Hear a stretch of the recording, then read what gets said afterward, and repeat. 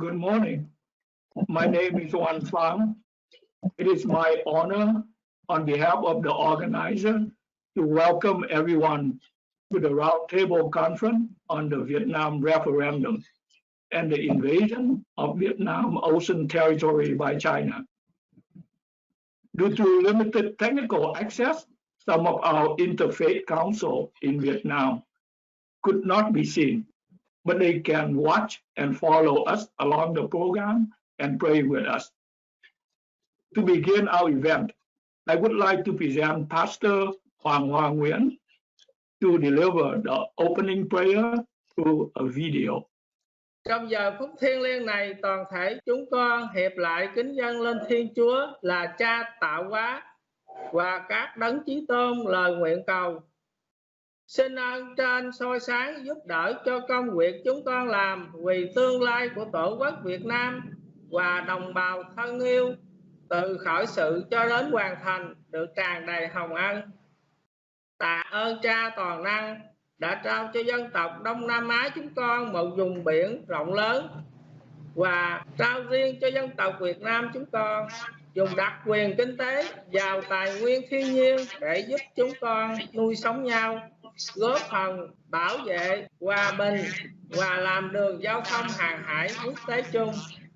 Nhưng từ 70 năm nay, bạo quyền Tàu Cộng có tham vọng muốn độc quyền chiếm lấy và quản lý vùng biển đang thái bình này làm của riêng họ. Vì thế, xin Thiên Chúa toàn năng và đấng Chí Tôn chúc lành cho hội nghị của chúng con ngày hôm nay hiệp lại tìm đường ngăn chặn tham vọng bá quyền của Trung Cộng và đưa chúng ra trước công lý quốc tế. Chúng con xin hiệp lại và thành kính nguyện cầu và tạ ơn Thiên Chúa và các đấng Chí Tôn muôn đời. Chúng con thành kính có dâng. Amen.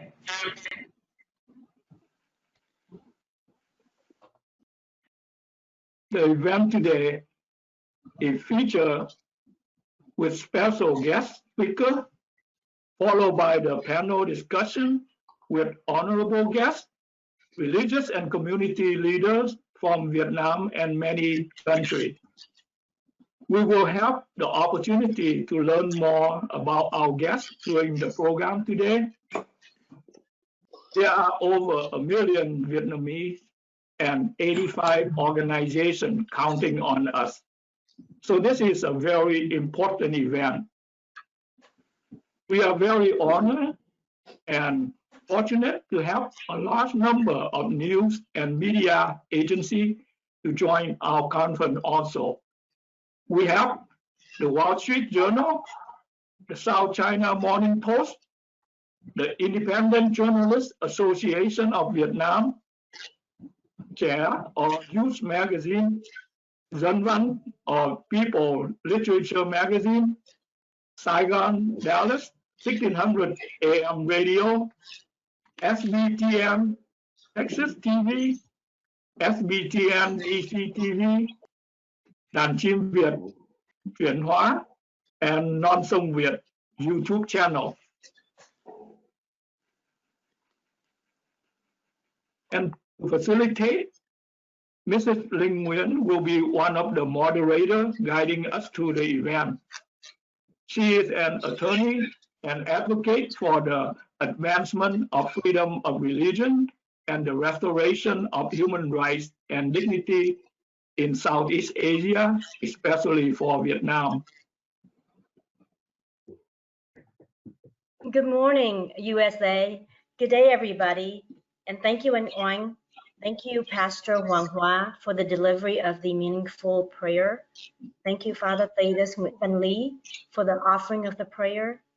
Welcome all to this important roundtable conference of the Vietnam's referendum and the South China Sea, organized by 86 organizations. And please keep your video, the panelists, your video active. Please welcome my co-moderator, Mr. Vũ Hoàng Hải. Hello, ladies and gentlemen. Mr. Vũ Hoàng Hải is a former prisoner of conscience and the international representative of Bloc 8406. a unified coalition of political groups in Vietnam that advocates for democratic reforms. It is named after the date of the group's manifesto on freedom and democracy for Vietnam in 2006, declaring the need for democratic reforms in Vietnam.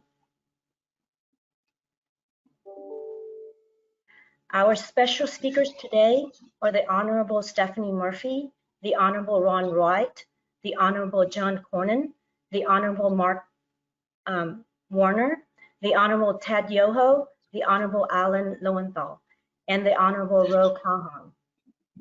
Let me first introduce the 5 co-chairs of the Interfaith Council of Vietnam for opening remarks. They lead the 5 major independent religions in Vietnam. They are the conscientious dissenters of the mandatory registration of churches. Their independent voices are being systematically silenced and replaced with state-sponsored churches. They advocate for the separation of church and state and the freedom of religion in Vietnam. They are the Most Venerable Thích Công Tánh Buddhist Church, Father Thaddeus Nguyễn Văn Lý Catholic Church, Subdignitary Hữu Phi Cao Đài Church, Pastor Nguyễn Hoàng Hoa Lutheran Church, Mr. Lê Văn Sóc Hòa Hảo Church. Father Nguyễn Văn Lý is a Roman Catholic priest and a dissident involved in many pro-democracy movements, for which he was imprisoned for a total of 15 years. For his ongoing imprisonment and continuous nonviolent protest, Amnesty International adopted Father Lý as a prisoner of conscience. Most recently, his support for the Bloc 8406 manifesto has been led to his sentence on March 2000 for an additional years in prison, where he was released but then returned again in 2011. Father Lý is a co-chair of the Interfaith Council of Vietnam. Pastor Nguyen Hoàng Hoa, President of the Protestant Lutheran Community of Vietnam, co-chair of the Interfaith Council, co-chair of the United Council of Vietnamese in Homeland and Overseas. Subdignitary Hữu Phi dedicated his life to Cao Đài religion since he was 12. He was imprisoned in 1979 and under permanent arrest since for speaking out against the Vietnamese Communist government for its indictment against Cao Đáism and the elimination of the Cao Đài Church. Subdignitary Hữu Phi is a subdignitary for the representative committee of the Popular Bloc of Cao Đài Church in 1996. Along with other leaders of the independent religions, he co-founded and is co-chair of the Interfaith Council of Vietnam. Since being an organizer of this referendum, he has been interrogated, blocked communication, and independent Cao Đài Church has been under attack. Mr. Lê Văn Sóc, Vice President of the Central Leadership Committee of the Traditional Hoa Hảo Buddhist Church and Chairman of the Interfaith Council of Vietnam. The Most Venerable Thích Công Tánh is the Vice President of the Sangha of the Unified Buddhist Church of Vietnam and co-chair of the Interfaith Council of Vietnam. He is a member of the Unified Buddhist Church of Vietnam since 1975, or before 1975, working alongside the Most Venerable Thích Nguyen Wang and Thích Quang Do for human rights, religious freedom, and revival of the UBCV. The Most Venerable Thích Công Tánh was imprisoned 3 times for 16 years and has been under detention till today. In 2010, he formed the Interfaith Council of Vietnam with leaders of other faiths. He also founded the Organization of Former Vietnamese Prisoner of Conscience. On September 8, 2016, the Vietnamese Communist government demolished his Linh Chi temple. He and 4 fellow Buddhist monks have been exiled in their own country. Representing the Interfaith Council of Vietnam, the Most Venerable Thích Công Tánh will deliver the opening remarks. Ban tổ chức xin kính mời Hòa Thượng Thích Công Tánh, đại diện Hội đồng Liên Tôn,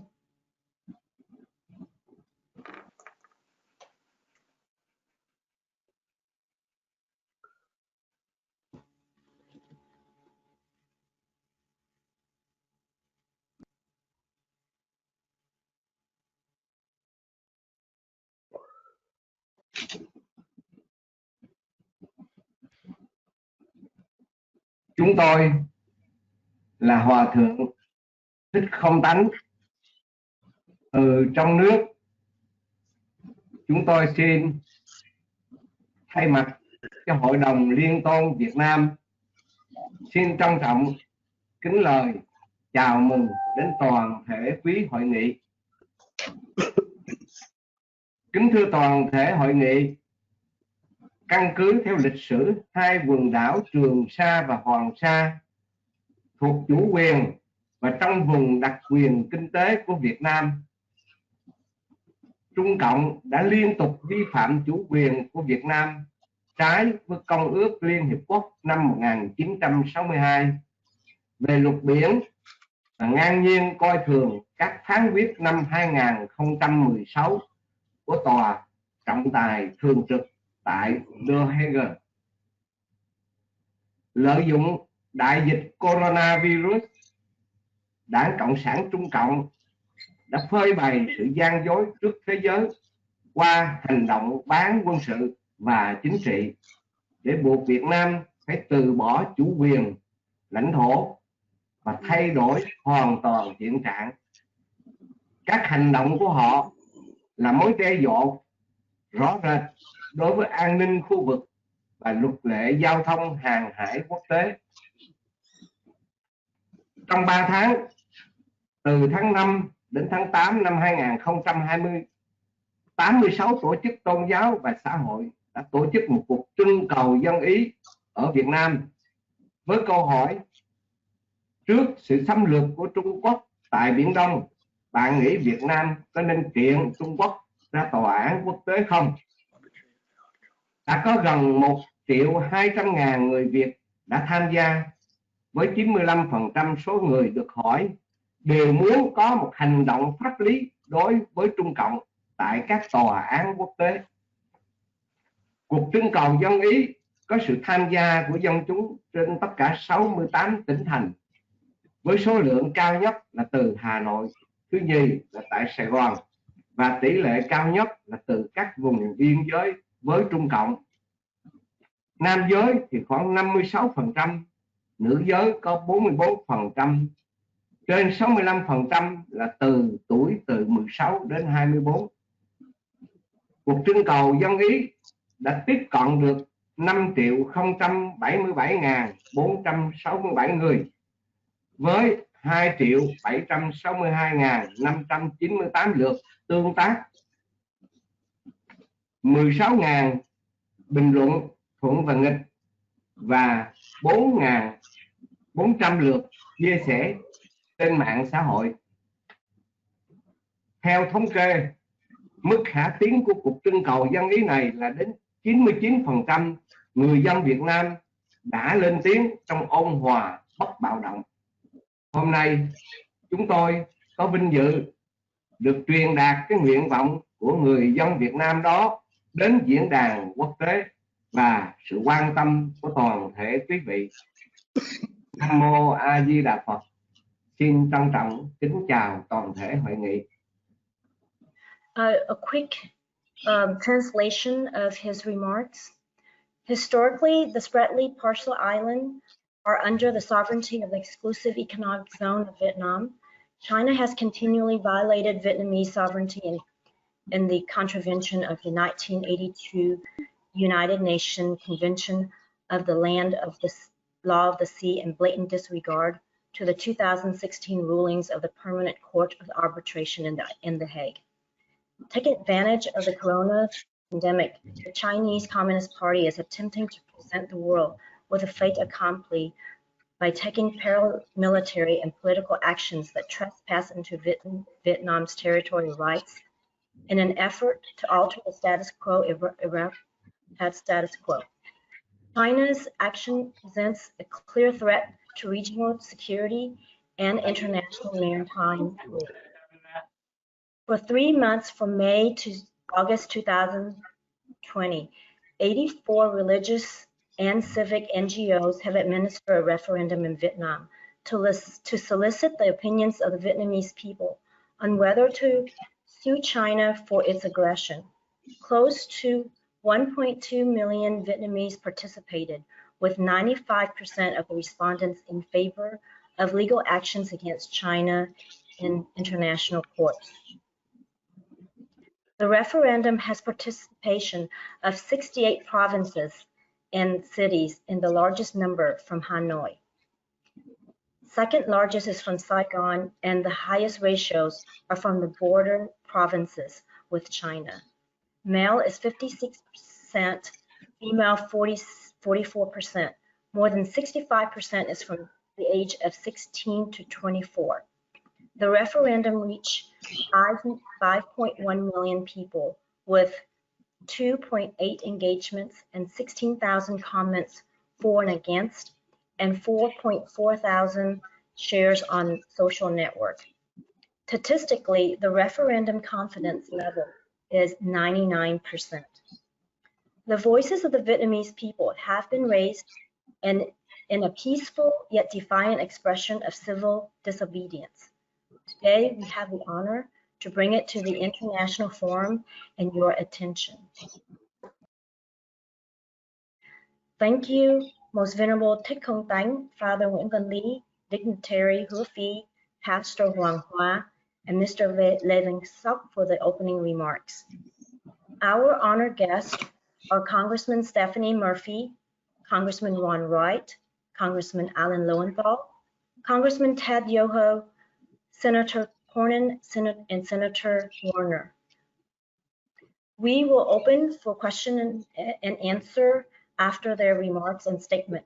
We encourage that you submit questions in the chat room. Please include the organization that you're representing. First, I'd like to introduce Congressman Stephanie Murphy. U.S. Congressman Stephanie Murphy represents Florida's 7th Congressional District of the U.S. House of Representatives. The district includes all of Seminole County and much of northern Orange County, including downtown Orlando. She currently serves on the influential House Ways and Means Committee, where she is a member of the Subcommittee of Trade and Subcommittee of Worker and Family Support. Congressman Murphy holds MS in Foreign Service from Georgetown University and a BA in Economics from College of. Please welcome. Xin cảm ơn ban tổ chức đã mời tôi tham dự hôm nay. Thank you to the Voice of Vietnamese Americans for inviting me, and a huge shout out and thank you to Jeannie for organizing today's event. I'm Congresswoman Stephanie Murphy, and I proudly represent Central Florida in the U.S. House of Representatives. Yes, I'm in the market. Why not? I'm incredibly proud immigrant American citizen. And my story is one that could have only happened here in America. And as I tell it, I'm sure it will resonate with many of you today. When I was just a baby, my family fled the communist-led Socialist Republic of Vietnam to escape persecution and to seek a better future. It was a huge risk given how young my brother and I were at the time. But my parents had decided it was better to die in search of freedom than to live on together in darkness. And my story could have stopped there. We almost didn't make it. We ran out of fuel and food and were hopelessly adrift at sea. And thankfully, we were rescued by the US Navy, which helped us reach a Malaysian refugee camp. And from there, a Lutheran church in Virginia sponsored our passage to the United States, where we eventually became proud American citizens. And like many of you who found sanctuary in the United States, I possess a deep well of gratitude for this country. My patriotism is rooted in the fact that were it not for the combination of American power and American generosity, my family's story likely would have ended in tragedy. So it's little wonder that some of the most faithful citizens in the United States are immigrants. And now, as a member of Congress, I'm honored to help the United States continue to fulfill its promise as the land of freedom and opportunity. And I'm working to end harmful and inhumane immigration policies and to improve our visa system. And I'm fighting to help families and workers and businesses weather this devastating pandemic.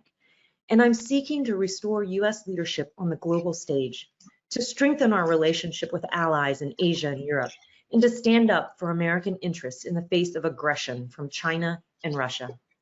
The United States was built by immigrants from across the world who shared a common belief that all people deserve to be free and to have an equal opportunity to succeed in life. And for many of us, The upcoming election will be a time to reflect on our own families' experiences as immigrants. Simply put, we need leaders at all levels of government who will have the basic decency of respecting the life, the sacrifices, and the contributions of those who come to this country seeking liberty and opportunity. I'm so proud to see the Vietnamese American community come together today to discuss such an important topic. Thank you all for your contributions and for having me here today. Please stay safe and be well. Congressman Alan Lowenthal is serving his 4th term in the U.S. House of Representatives, representing California's 47th District, which encompasses portions of eastern Los Angeles County and western Orange County, which includes Little Saigon. In Congress, he serves both the House of Natural Resources Committee and in the House Transportation and Infrastructure Committee. He is the chairman of the HNRC's Energy and Mineral Resource Subcommittee. Congressman co-chairs the Congressional Caucus on Vietnam. The Congressional Caucus on Vietnam is dedicated to fight for civil, political, and religious freedom for the citizens of Vietnam. Please welcome Congressman Alan Lowenthal. Thank you. I hope that you can all hear me. If you can, I want to welcome everyone and say I'm Congressman Alan Lowenthal, and I too want to thank the organizers of today's roundtable conference on Vietnam's referendum and the South China Sea for inviting me to share a few remarks. I want to applaud the extraordinary efforts of the 85 organizations, Vietnamese religious and civil organizations from Vietnam and from around the world for holding an online opinion poll which ran from May of 2020 to August of 2020, asking the question of whether the Vietnamese people worldwide, whether they should sue the Chinese Communist Party in an international tribunal for its aggression in the EC, or what we also know, or it's known as the South China Sea. I understand that over 1.2 million Vietnamese participated in the poll, and 95% of the respondents favored legal action against China in the international courts. I want to congratulate all the organizations involved in this achievement and the resounding result. You know, I'm proud to have supported your efforts back in July when Secretary of State Mike Pompeo issued a statement clarifying that the United States position on maritime claims in the South China Sea, in which that statement reaffirmed that the PRC has no legal grounds to unilaterally impose its will on the region.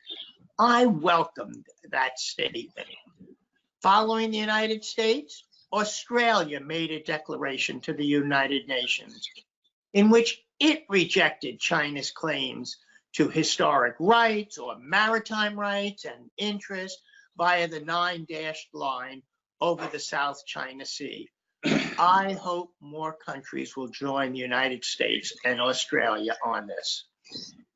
As you know, in July of 2016, an arbitral tribunal constituted under the 1982 Law of the Sea Convention, to which the People's Republic of China is a state party, rejected the People's Republic of China's maritime claims as having no basis in international law.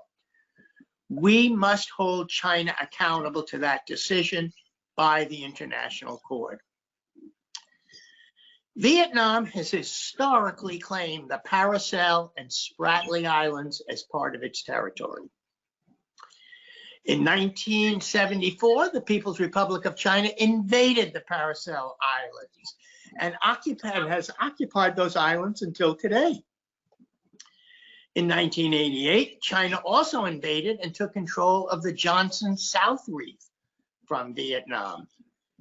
Today, China continues to bully countries in Southeast Asia and to expand its unilateral claims and to militarize its presence in the South China Sea.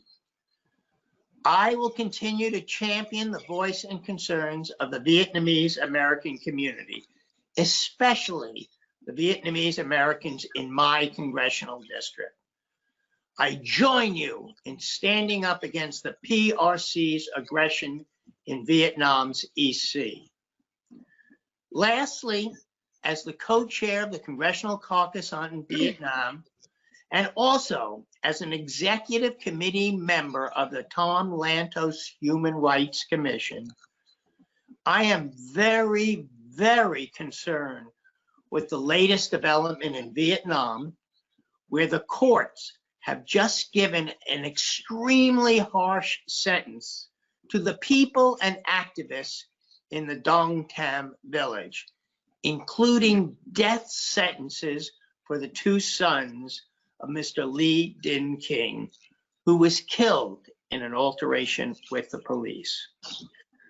I will be communicating with our State Department to understand what happened and what is going to be the response from the United States. Human rights violations in Vietnam must stop. Thank you, and I congratulate all of the organizers and my colleagues for participating in this round table conference.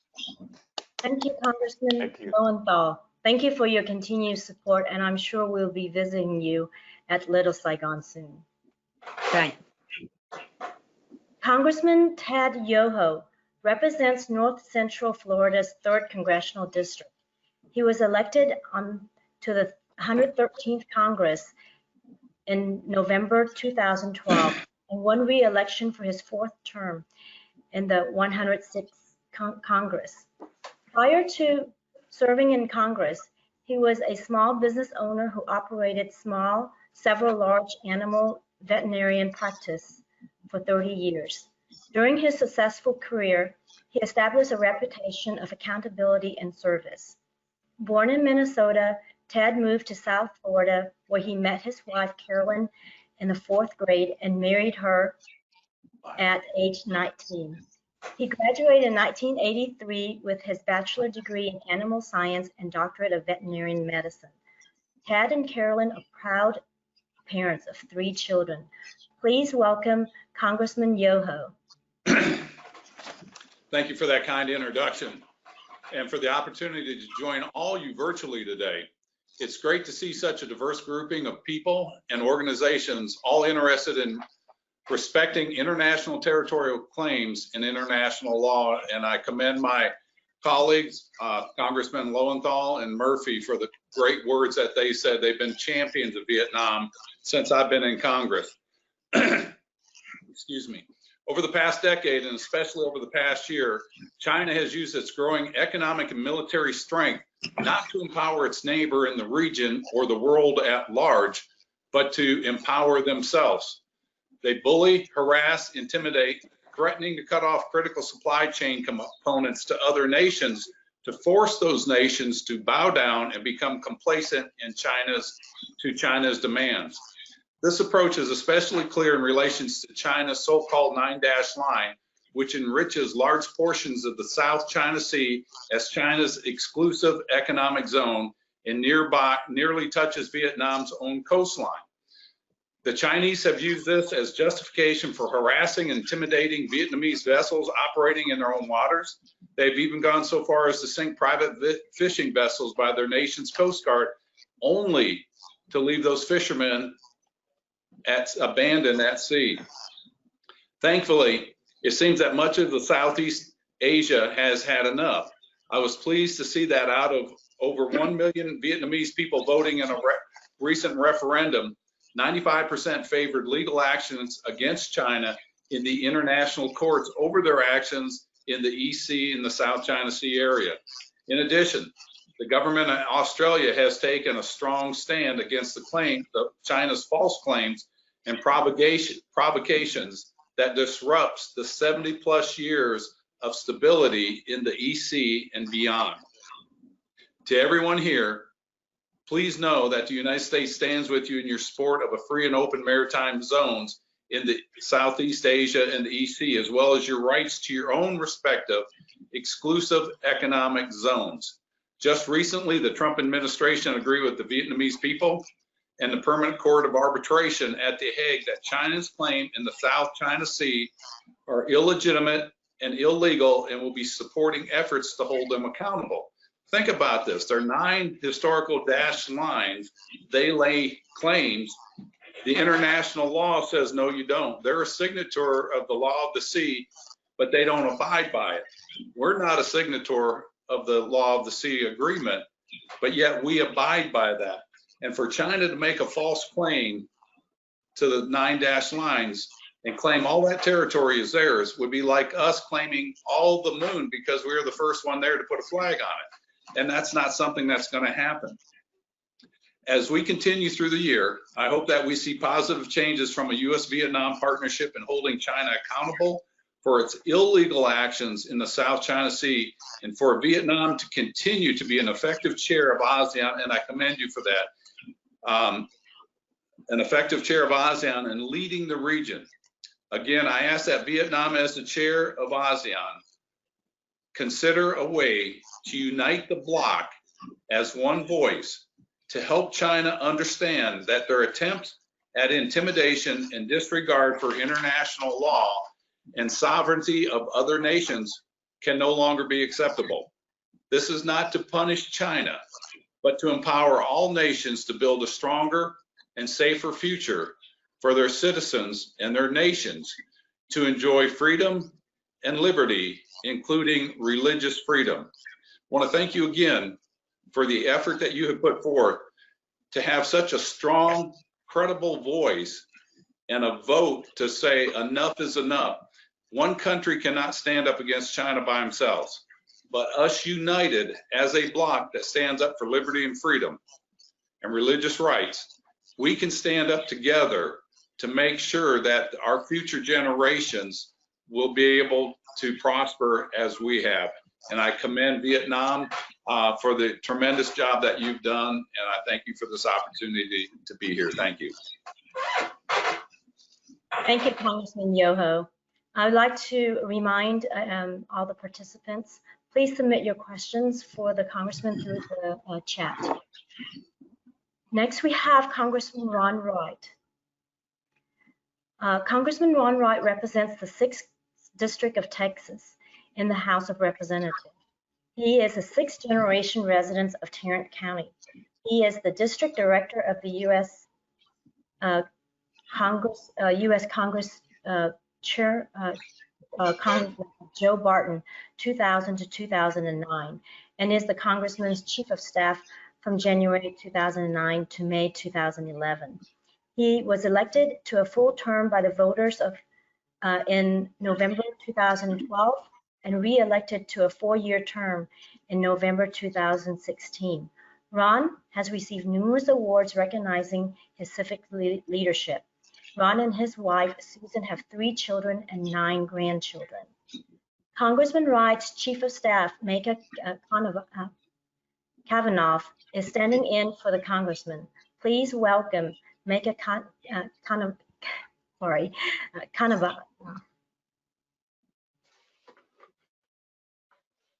That's quite all right. Appreciate you having the Congressman on today. I know he's very grateful for the opportunity to be here. Unfortunately, he was hospitalized Sunday due to some complications with his cancer and a bout with pneumonia. Otherwise, he would be joining you all here today. So thank you for inviting him and having him. And I'm grateful for the opportunity to step in and say a few words on his behalf. And don't worry, I sometimes have a hard time saying my own name, so that's not a problem at all. Thank you all for your efforts, and just looking at the opportunity here to speak to so many folks on a topic of great importance to the Congressman. I know he serves on 2 committees, Education and Labor, but he also serves on the Foreign Affairs Committee in the House during his first term, and on the Eurasia Subcommittee, which deals with the human condition abroad and around the world. And I know that's the human condition is an issue that is very near and dear to his heart. So thank you to the coalition leaders and everyone who has put this event together. I know it's going to yield a great fruit in the future and today. The congressman would want me to relay, and I know he spoke to me actually just yesterday about the idea that freedom is so important, and religious freedom in particular for Vietnam and the Vietnamese people.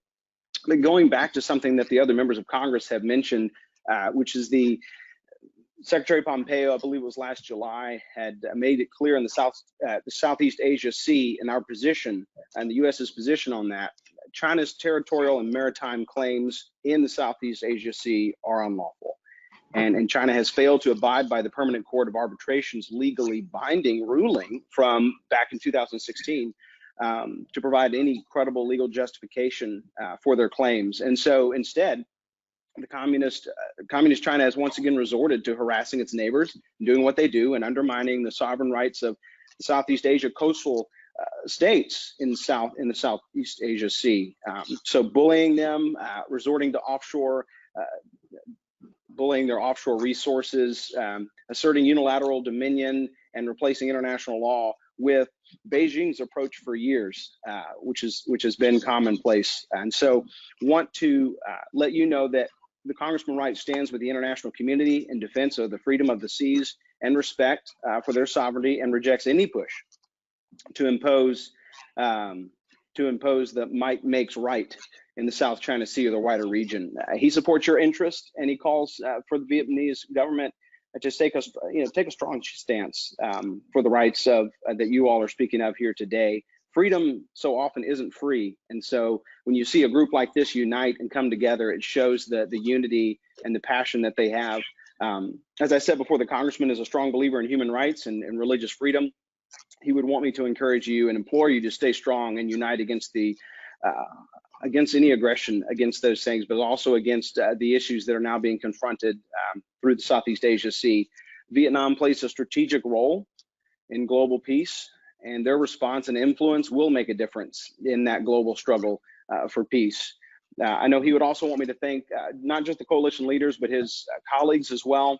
I know Congresswoman Stephanie Murphy and Congressman Lowenthal, Congressman Ted Yoho, and so many others who have been instrumental and influential in the uniting together of our common bond that we share. So thank you for the time that you give me for speaking for him. Thank you, ma'am, for your moderating all this, and I really appreciate the opportunity to be with you today, and know that Congressman Wright stands with you in your position and in your fight. Please thank Congressman Wright for us, and thank you, Micah, for being here. We hope that he will get well soon, and he will be in our prayers and thoughts and prayers. Thank you. I'd like to remind everybody again to go ahead and submit your questions. Our next speaker is from Congressman Ro Kahans. He represents the California 17th Congressional District, located in the heart of Silicon Valley, and is serving in his second term. Representative Kahans sits on the House of Budget, Armed Services, and Oversight and Reform Committees. He also serves as an assistant whip in the Democratic Caucus. He is the member of the Congressman Vietnam Caucus. His representative, Mr. Hiệp Nguyen, will have remarks on his behalf. Hi, everybody. Thank you, Nguyen, for the introduction. My name is Hiệp Nguyen. I am the senior representative of Congressman O'Connor.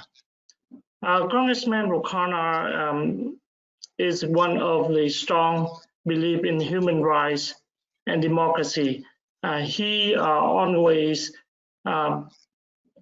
stood up for the weak people and believe that the human rights activists in Vietnam are the ones that need his help and support. He's the only congressman who brought the human rights issue and the violation of human rights in Vietnam in front of the congressional floor. And he talked very clearly about that. He worked closely with Congressman Lowenthal, tried to protect the Vietnamese activists in Vietnam. So it is my honor to represent him today. and to listen to the aspiration of the Vietnamese people in Vietnam as well as all over the world to fight against the aggression of China in the South China Sea. With that, I yield my voice. Thank you to Congressman Khanna and Mr. Hip. At this time, we also have 2 video clips of Senator John Cornyn and Senator Mark Warner. However, we want to go ahead and jumpstart to our question and answer so that our guests are still here. If we can get started on the question and answer, I will read the questions, or and I would like for any of you to raise your hands or let me know if you want to answer it. So the first question we have is from our audience, from Mr. Tai Nguyen Hoa. How are we, especially the United States government, going to reinforce with the CCP in the South China Sea after they have militarized the Spratly and Parcel Islands unopposed for the last 10 years or so?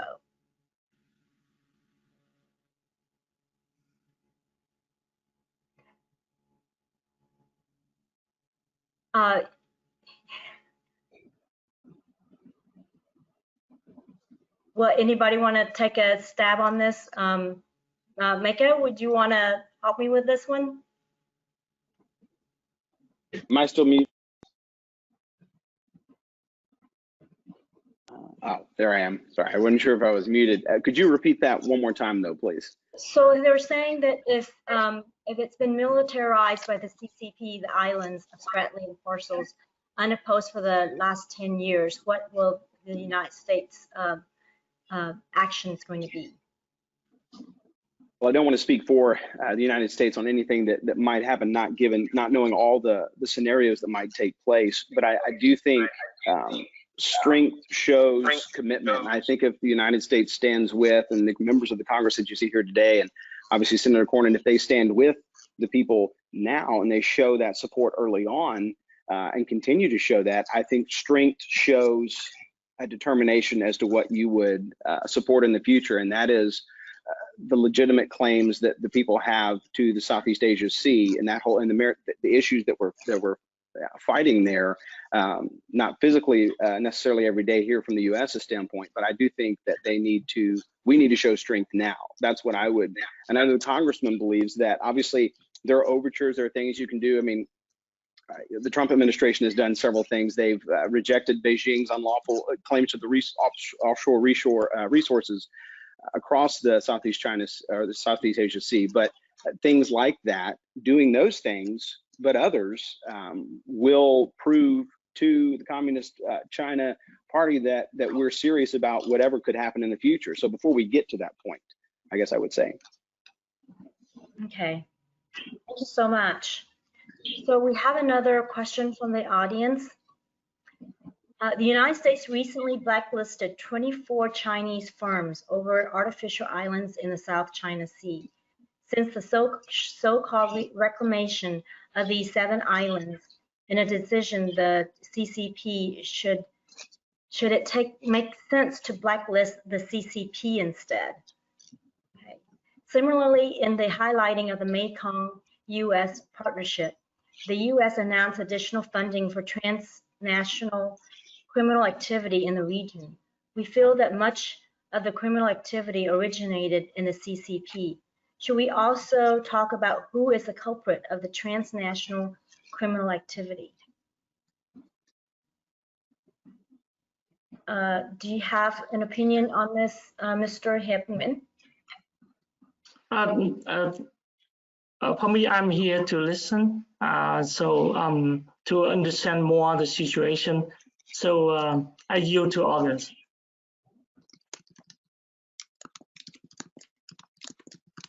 You know what? There's one other person that I could call upon. It's Annie Nguyen. Would you like to?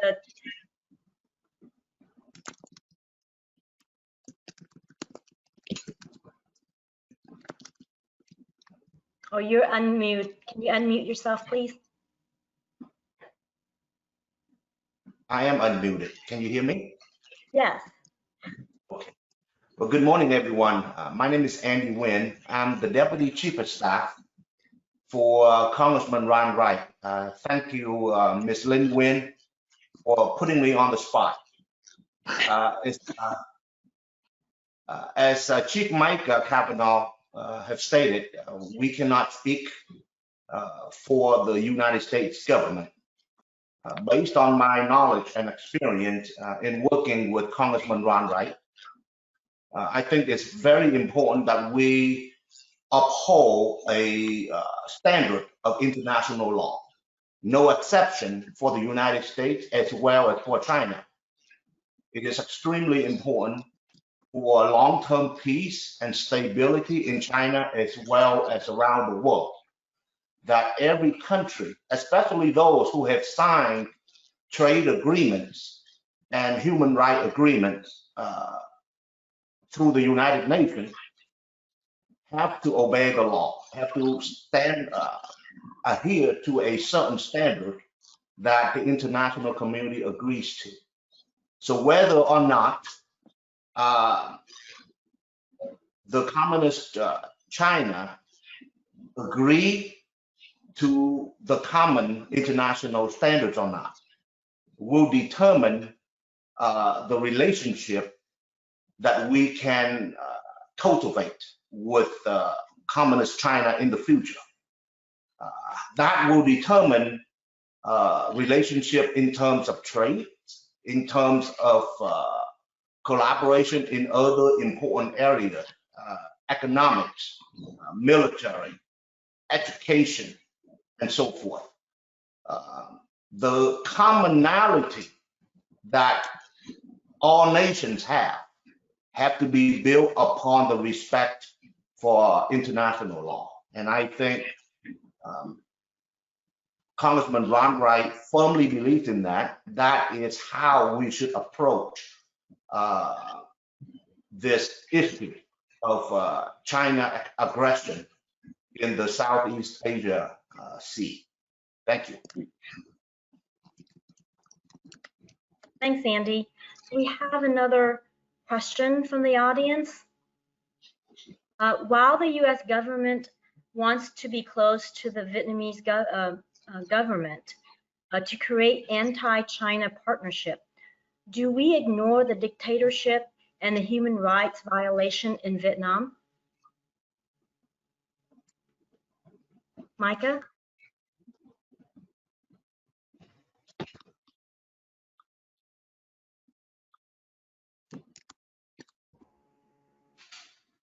Can you hear me? Yes, I can hear you.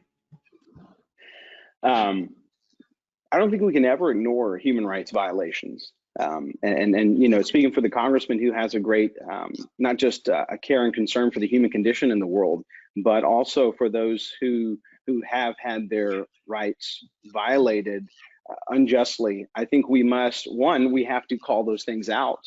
And also this goes back to the rule of law. People have to be held accountable for their actions. Because if you don't hold people accountable, then other states or nations will act out and do things that are unjust. And then when you have lawlessness, you will have lawlessness running rampant across the globe. And that is not what you want. And so I do think it is up to, obviously, the US government, which I think they have many times in the past, 18 months to 2 years or so, you've seen them calling out the bad actors. It's not just enough to call out the bad actors, we also have to hold them accountable. So I don't think you can ever ignore human rights violations, especially against a free people. I totally agree with Micah. I think the human right is one of the very, very important part of the U.S. government, no matter what government is, no matter who is the president of the United States. The principle is the human rights is a part of the spirit of America. All right, thank you. So this one question is from, I guess, together from the Interfaith Council of Vietnam. Your presence and participation at today's roundtable on the referendum provides great support and encouragement to us, the Vietnamese for freedom around the world. What policy can we pursue and implement in the political and diplomatic spheres to help the Vietnamese living abroad and in Vietnam to build a non-communist Vietnam? You want to start that, Andy? Good morning again. Again, my name is Andy Nguyen. I'm the Deputy Chief of Staff for Congressman Ron Wright. In my personal capacity, I have been involved with the Vietnamese community in the United States for the past 20+ years. And I understand that human rights and freedom are very important value to Vietnamese Americans specifically and to all Americans. We do not, as representatives of Congressman Wright, we do not intend to intervene into the governance of a country, of any country, including Vietnam. But what we do know is that long-term peace, long-term stability, long-term prosperity have to be built on a strong and solid foundation of international laws and international standards. Vietnamese government should not be afraid of granting the Vietnamese people the human rights and the freedom that the constitution of the country itself guaranteed. There is no reason for the Vietnamese government to be fearful of that. I firmly believe, as someone who was born as a Vietnamese myself, I firmly believe that the Vietnamese people are highly industrious, very innovative, very hardworking.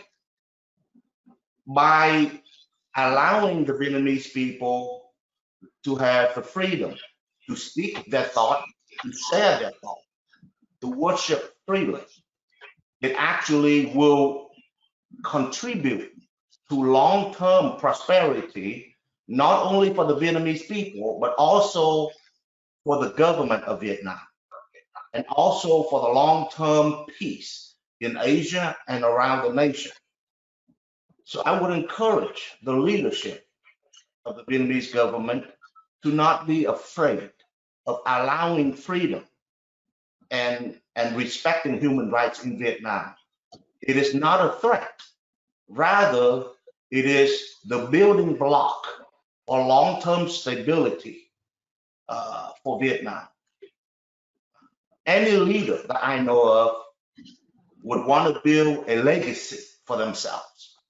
So the leaders of Vietnam can create a legacy for themselves, a legacy that can be remembered forever, a legacy of someone who put aside their interest and put ahead the long-term prosperity and stability of the country and the people of Vietnam. I think that legacy will be revered and will be respected by the generations of the Vietnamese people in the future, as well as the global community. So I firmly believe that Congressman Ron Wright believe that long-term stability and long-term prosperity has to build upon international laws and international standards, and also the respect for human rights and freedom. Thank you. Thank you. So a follow-up question here is, what can we do as Vietnamese Americans and Asians as a whole to help in this matter? Micah, can you? Yes, absolutely. One thing I would say to that specifically is that coalesce, come together as a coalition, get involved in your government, talk to the people. As Vietnamese Americans, you have a great opportunity to speak to the issues better than anyone who does not have that tight connection to Vietnam. And so talk about the issues that matter for these things. Relay them to your Congress members. Relay them to your local elected officials. They need to know them too. It's very important that all elected officials understand that we are a nation of immigrants from many walks of life and from all over the world. And that's the beauty of America, one of the great things. But it is our responsibility to remind our elected officials what needs to happen to create that stronger relationship. Remind your members of Congress and senators and elected officials that if we reduce our independence, or if we reduce our dependence as a country to China, the congressman sponsored a bill called the RARE Act with Representative Lance Gooden, which would reduce significantly our dependence on Chinese imports. Not because we don't want to do business with people around the world, but because we want to be able to remain in control of who we do business with and not be controlled by the forces outside of that. And so talk to your members, elected officials. That is so important. And if they won't listen, then keep talking. Right. Mr. Hip, would you like to add to that? Yeah, Micah, could you allow me to talk in Vietnamese, please? Yes, sir, please. Thank you. Thưa quý vị, là cái quan trọng nhất vẫn là người dân của mình, và những người Mỹ gốc Việt của chúng ta ở đây phải get involved, tức là phải nghĩa là tiên phong để mà làm việc với những cái vị dân cử. Cái điểm yếu của người Việt hải ngoại của mình đó là mình không có get involved trong chính quyền. Cái đó là điểm rất yếu của người Việt mình. Thành ra nếu như tất cả mọi người đó mà đều là làm việc với các vị dân cử tại địa phương và áp lực họ để mình có tiếng nói trong quốc hội, hoặc là mình có tiếng nói tại thành phố, tại mọi nơi, thì các vị dân cử đó sẽ đại diện cho chúng ta mà làm việc với chính quyền của Hoa Kỳ và gây áp lực lên trên chính quyền Cộng sản Việt Nam, cũng như có tiếng nói trên thế giới. Thì tất cả cũng đều từ người dân. Cái đó là điều rất là quan trọng. Nếu như quý vị có dịp nói chuyện với tất cả những người Việt của chúng ta, nên khuyến khích họ tham gia vào các sinh hoạt của địa phương mình và với những dân biểu và nghị sĩ của mình. Ở Việt Nam, một lần nữa là cái tiếng nói của người dân rất là quan trọng. Mặc dù là chính phủ của Cộng sản Việt Nam ra tay đàn áp, đàn bạo tất cả những tôn giáo cũng như những người dân đã lên tiếng, nhưng mà cái đợt sóng ngầm đó, đợt sóng ngầm bất mãn đối với chính phủ của Cộng sản Việt Nam nó vẫn tiếp diễn và rất nhiều người đã hy sinh. Nhưng mà nếu như chúng ta mà không lên tiếng nói đó thì không bao giờ chúng ta có tiếng nói. Đối với người Việt tại Hoa Kỳ, nơi cái vùng tôi ở, tức là Silicon Valley đó, nó gọi là thung lũng vàng đó, thì người Việt rất là mạnh mẽ chống lại những âm mưu hay những sự phá hoại của chính quyền Cộng sản Việt Nam, cũng như rất mạnh mẽ chống lại sự xâm lăng của Cộng sản Tàu trên đất nước chúng ta. Đó là điều mà chúng ta thấy rất là rõ. Xin cảm ơn. Thank you. Thank you, Michael. Thank you. On the same vein of a line of question, so with the momentum that we have for the people's activism in Vietnam, how can we build on such momentum so that we can have the direct voice from the people that's living inside of Vietnam? Micah? how do we build on what we already have so that we can help them have a direct voice? Right, we have a direct voice now with the referendum. We have a 1.2 million voice. And how do we utilize this momentum so that we could continue to have this soft protest, so to speak, or civil societies that could be created so that the people's voices could be heard and broadcast? Sure. Well, one thing that comes to mind is, in the US, often we say the squeaky wheel gets the grease. If you make noise, you get attention. And if you are bringing your concerns before the people who actually make those decisions and they continue to hear you, even if they don't want to listen or they're not always listening, I think it's a continuation. You can't stop. It has to be ongoing. It can't just be a one-time thing. It can't just be a 10-time thing. The coalition of people have to continue to come together over an extended period of time because, it doesn't all happen in one day, as you all know better than me. It doesn't happen in one day. It takes many days. Much like the progression to get to somewhere you want to go, you may go 10 miles and then realize you have another 100 miles to get to that place where you want to be. There is a vigilance that must continue. And so I think all those folks that are gathered here today and all those folks that are a part of this coalition, this is wonderful. This is outstanding, but it must continue. And so, because if you want to have that voice actually mean something and last, you have to exact permanence and have a permanence of your voice that doesn't go away. It doesn't mean we're always all talking at the same time, but all of us are working together to continue to bring these issues up. And then one day, when you do have, we found permanence, we've got that voice, then you continue with it then. It doesn't stop then either. That would be my encouragement. All right. What, do you have any words on that, Mr. Hipp? On building momentum? I think that the momentum in Vietnam, I follow the momentum in Vietnam, the human rights activists and democracy activists. I saw it up and down. It up and down a lot because of the suppression of the communist government. They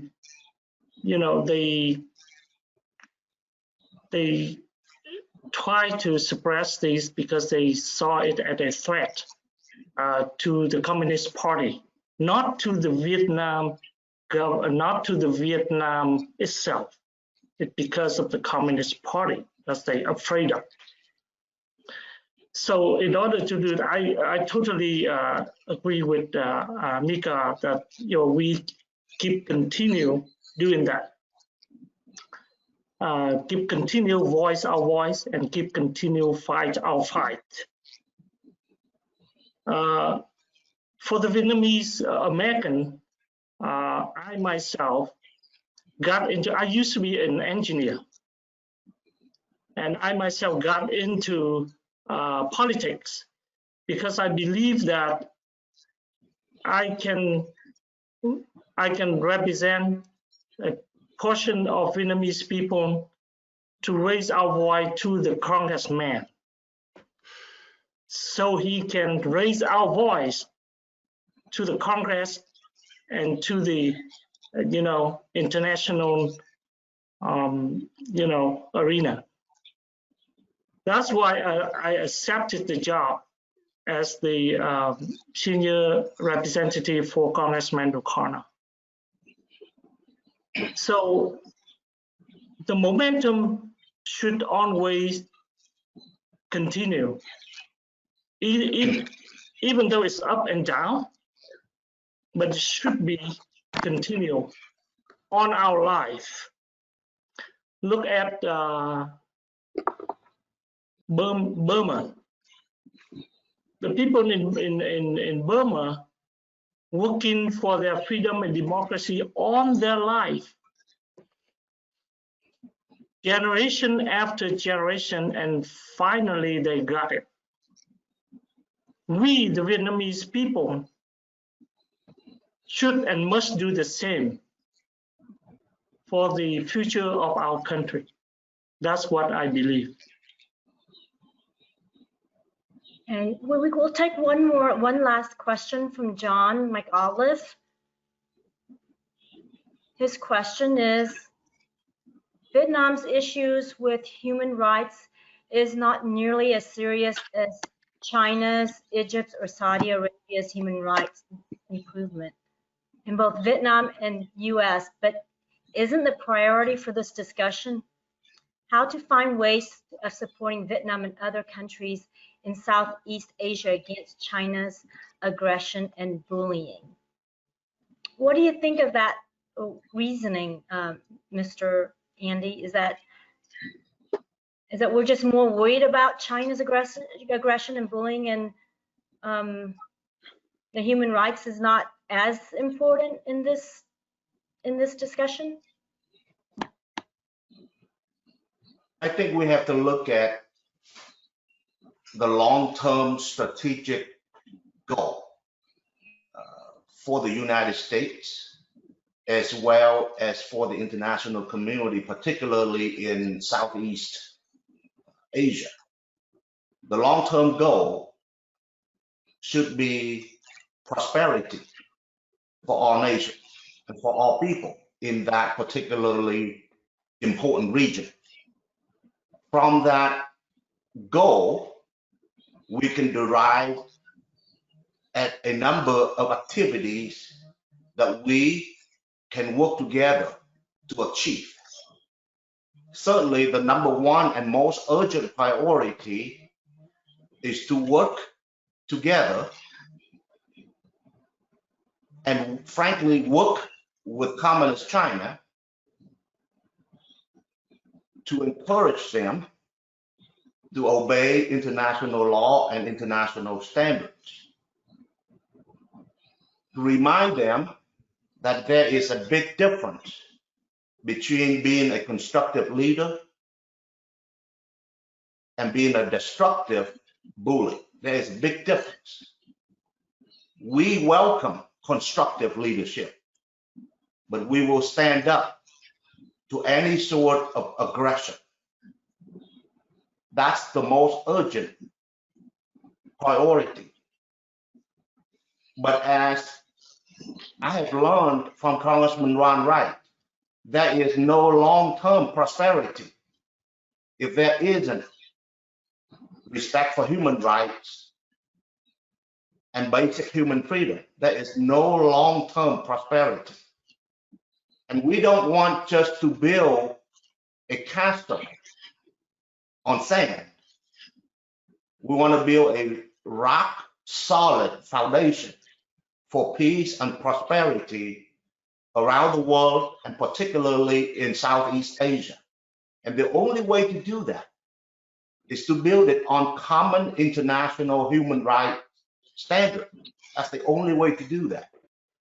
So yes, it is a fine line to walk between opposing the expansion and the aggression of Communist China and bring about a respect for human rights.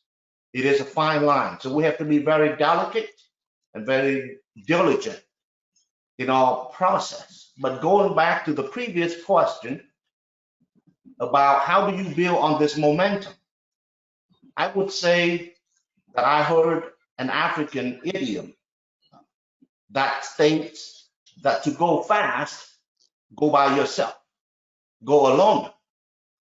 But to go far, go together.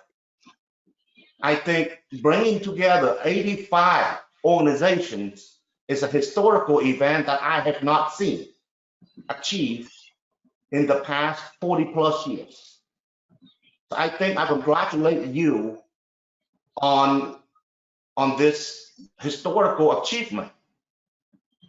But as you know, to go far, which is something that you will have to do, because the mission is long and hard. So somehow we need to come together, put together some of the differences, and cultivate institutional leadership to create a coalition with long-term strategic goals, with a set of core values that everybody can agree to, and that can become a common foundation for this coalition to thrive in the future. That's exactly what we need, is an institution that everybody can be proud of, that everybody can be a part of, so that everybody can contribute to the peace and prosperity in Vietnam and in Southeast Asia. We long for that institution. We need that institution. So I would encourage the coalition leadership to focus in the near future on how you all can work together to cultivate that institutional leadership that is so much needed right now and at this time, not only for the prosperity of the Vietnamese American community in the United States, but also for the people at Vietnam and the people of Asia. Thank you. Thank you, and we definitely do look up to you as one of our leaders. Thank you so much for your insightfulness about the South China Sea and its surrounding issues. So we do have two videos from our two senators. I'd like first to introduce Senator John Cornyn. Senator John Cornyn is a senior United States Senator from Texas since 2002. He is currently serving in a third term after being re-elected in 2008-2014. He sits on the Senate Finance, Intelligence, and Judiciary Committee. Please turn our attention to John Cornyn. He comes to us via a video. Hi, I'm Texas Senator John Cornyn. Congratulations on your recent referendum that hosted more than 1 million concerned Vietnamese people from across the globe. It's now more important than ever that the people stand up to Chinese aggression in the South China Sea and draw a line in the sand against this illegal encroachment. I've been proud to support policies ensuring the South China Sea remain open for freedom of navigation and international trade. Your leadership on this issue continues to inspire, and I promise to continue fighting China's attempt to assert its illegitimate claims over the South China Sea. It's crucial to the security and prosperity of the international community. The South China Sea remains free from Chinese coercion. So keep up the great work and stay safe out there. Thank you, Senator Cornyn. Next, we have remarks from Senator Mark Warner.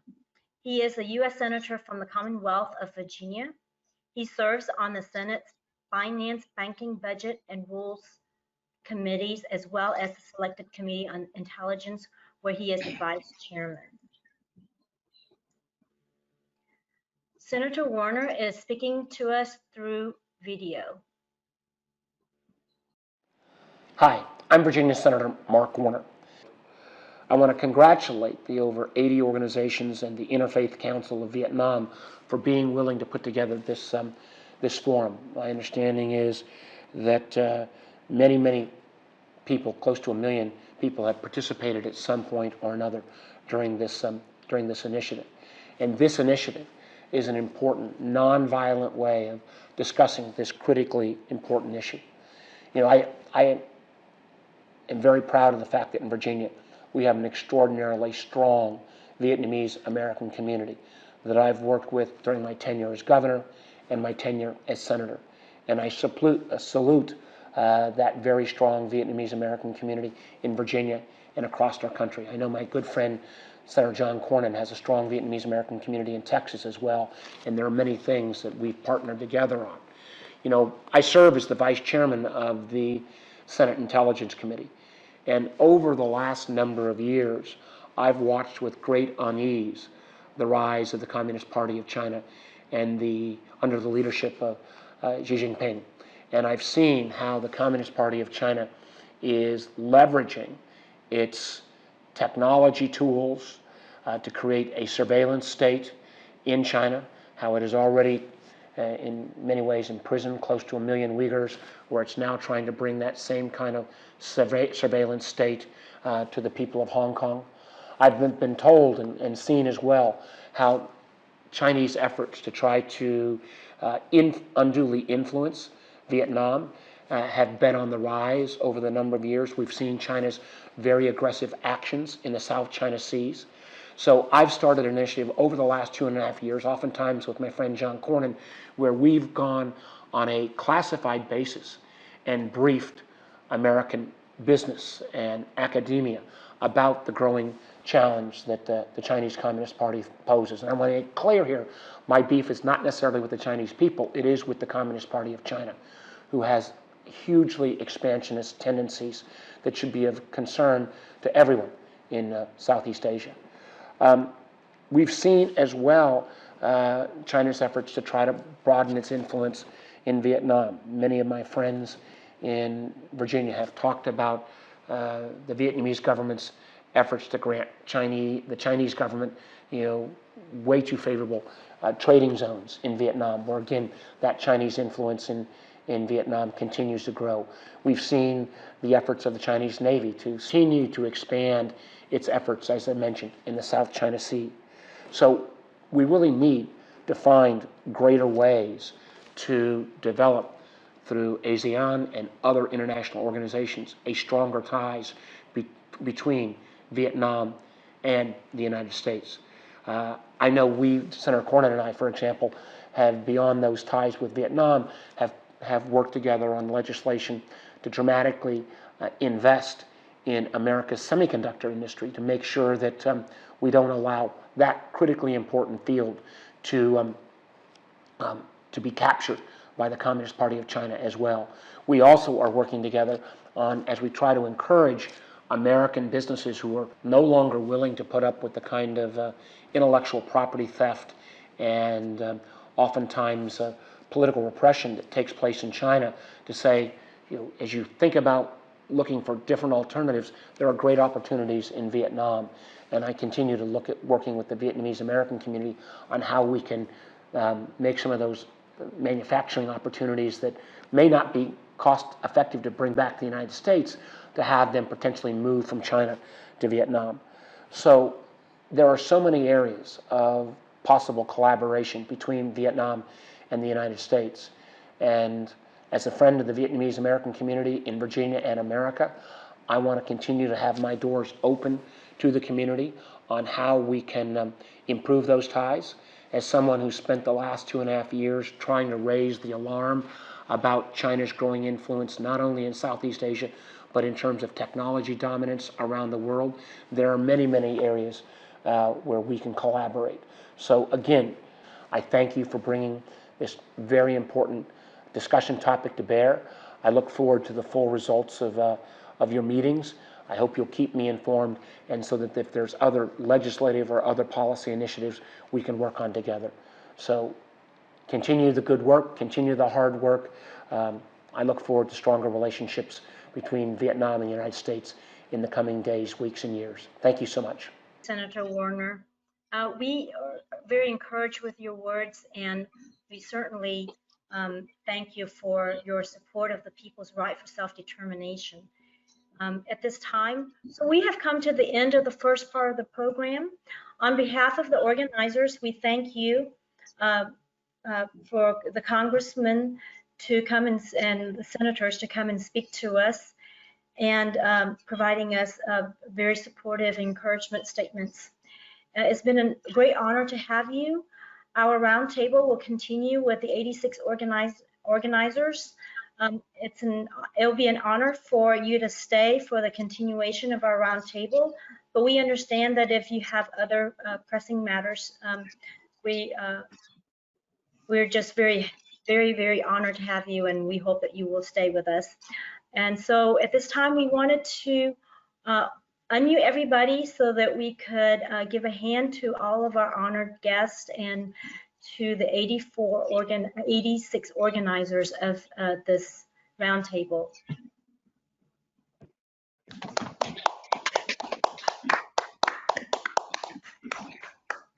Kính thưa quý vị, sau đây là phần thứ hai, là phần chúng ta hội nghị bàn tròn. Thì chúng tôi xin kính mời các cơ quan truyền thông để tham dự cái hội nghị này. Trước hết, chúng tôi xin trân trọng giới thiệu một số tham luận viên. Chúng tôi xin trân trọng giới thiệu Mục sư Nguyễn Hoàng Hoa, Hội trưởng Giáo hội Cộng đồng Tin lành Lutheran Việt Nam Hoa Kỳ. We'd like to introduce some of our panelists. Pastor Nguyen Hoàng Hoa, President of the Protestant Lutheran Community of Vietnam. Hòa thượng Thích Không Tánh, Phó Viện trưởng Tăng đoàn Giáo hội Việt Nam Thống nhất. Hòa thượng, the Most Venerable Thích Không Tánh, is the Vice President of the Sangha of Unified Buddhist Church of Vietnam. Chánh trị sự Hiếu Phi, trưởng ban đại diện khối nhân sanh đạo Cao Đài. Subdignitary Hứa Phi, subdignitary of the Representative Committee of the Popular Bloc of Cao Đài Church. Ông Lê Văn Sóc, Phó hội trưởng Ban trị sự Trung ương Giáo hội Phật giáo Hòa hảo Thuần Túy. Mr. Lê Văn Sóc, Vice President of Central Leadership Committee of the Traditional Hòa hảo Buddhist Church. Bác sĩ Đỗ Văn Hội, đại diện Hội đồng Liêm tôn Việt Nam tại hải ngoại, cư ngụ tại Florida. Dr. Nguyễn Văn Hội, he is the overseas representative of the Interfaith Council of Vietnam, advisor of the Federation of the Vietnamese American Communities of the USA. Kỹ sư Lê Thành Nhân, Chủ tịch Hội đồng chấp hành Trung ương Việt Nam Quốc dân đảng, cư ngụ tại Texas. Mr. Lê Thành Nhân, Chairman of the Vietnamese Nationalist Party, Chairman of Alliance of the Free and Democratic Vietnam. Ông Tạ Du, điều học viên diễn đàn Hội luận Thắng Nghĩa, hiện cư ngụ tại quận Cam, California. Mr. Tạ Du, Coordinator of Hội luận Thắng Nghĩa Research and Promote Ideas of the Revolutionary Lý Đông A. Tiến sĩ Mai Thanh Chuyết, Chủ tịch Hội Bảo vệ Môi trường Việt Nam, hiện cư ngụ tại Houston, Texas. Mr. Mai Thanh Chuyết, Chairman of the Vietnamese Environmental Project Society, leaders of the Anti-Chinese and Vietnamese Communist Group. His current project is in eliminating arsenic in domestic water in the Mekong Delta. Bà Nguyễn Thị Ngọc Giao, Chủ tịch Voice of Vietnamese Americans. Miss Jeannie Nguyễn Thị Ngọc Giao, President of Voice of Vietnamese Americans, moderator of East Sea of Vietnam Indo-Pacific Discussion Group. Ông Trần Văn Đông, Tổng thư ký Liên hội Người Việt Canada, hiện cư ngụ tại thành phố Saskatoon. Mr. Trần Văn Đông, he's the Secretary General of the Vietnamese Canadian Federation. Luật sư Nguyễn Văn Đài, Chủ tịch Hội Anh em Dân chủ, hiện cư ngụ tại Đức Quốc. Attorney Nguyễn Văn Đài, President of Brotherhood for Democracy. Tiến sĩ Nguyễn Nhất Thiên, Thư ký Viện Việt Nam Dân chủ. Dr. Thiên Nguyen is a professor of the University of Houston in the College of Public Service. He is a secretary of Vietnam Democracy Center. Bác sĩ Nguyễn Như Phúc, thành viên Việt Nam Dân chủ tại Houston, Texas. Dr. Nguyễn Như Phúc is a member of the Vietnamese Democracy Center. Bác sĩ Hoàng Thị Mỹ Lâm, Chủ tịch Liên hội Người Việt tị nạn Cộng hòa Liên bang Đức, hiện đang cư ngụ tại Đức Quốc. Dr. Hoàng Thị Mỹ Lâm, President of the Association of Vietnamese Refugees of the Federal Republic of Germany. Giáo sư Phan Thông Hưng, Chủ tịch Hội đồng chấp hành Cộng đồng Người Việt Quốc gia Liên bang Hoa Kỳ, hiện cư ngụ tại Philadelphia. Professor Phan Thông Hưng, he is the President of the Board of Executives of the Federation of Vietnamese American Communities of the USA. Kỹ sư Trần Anh, Chủ tịch Hội Việt năm 2000 ở Dallas, Texas. Mr. Trần Anh is a chairman of the Vietnam 2000 Foundation. Sau đây, chúng tôi xin trân trọng giới thiệu Chánh trị sự Hứa Phi tường trình đặc biệt về cuộc đàn áp tôn giáo tại Việt Nam.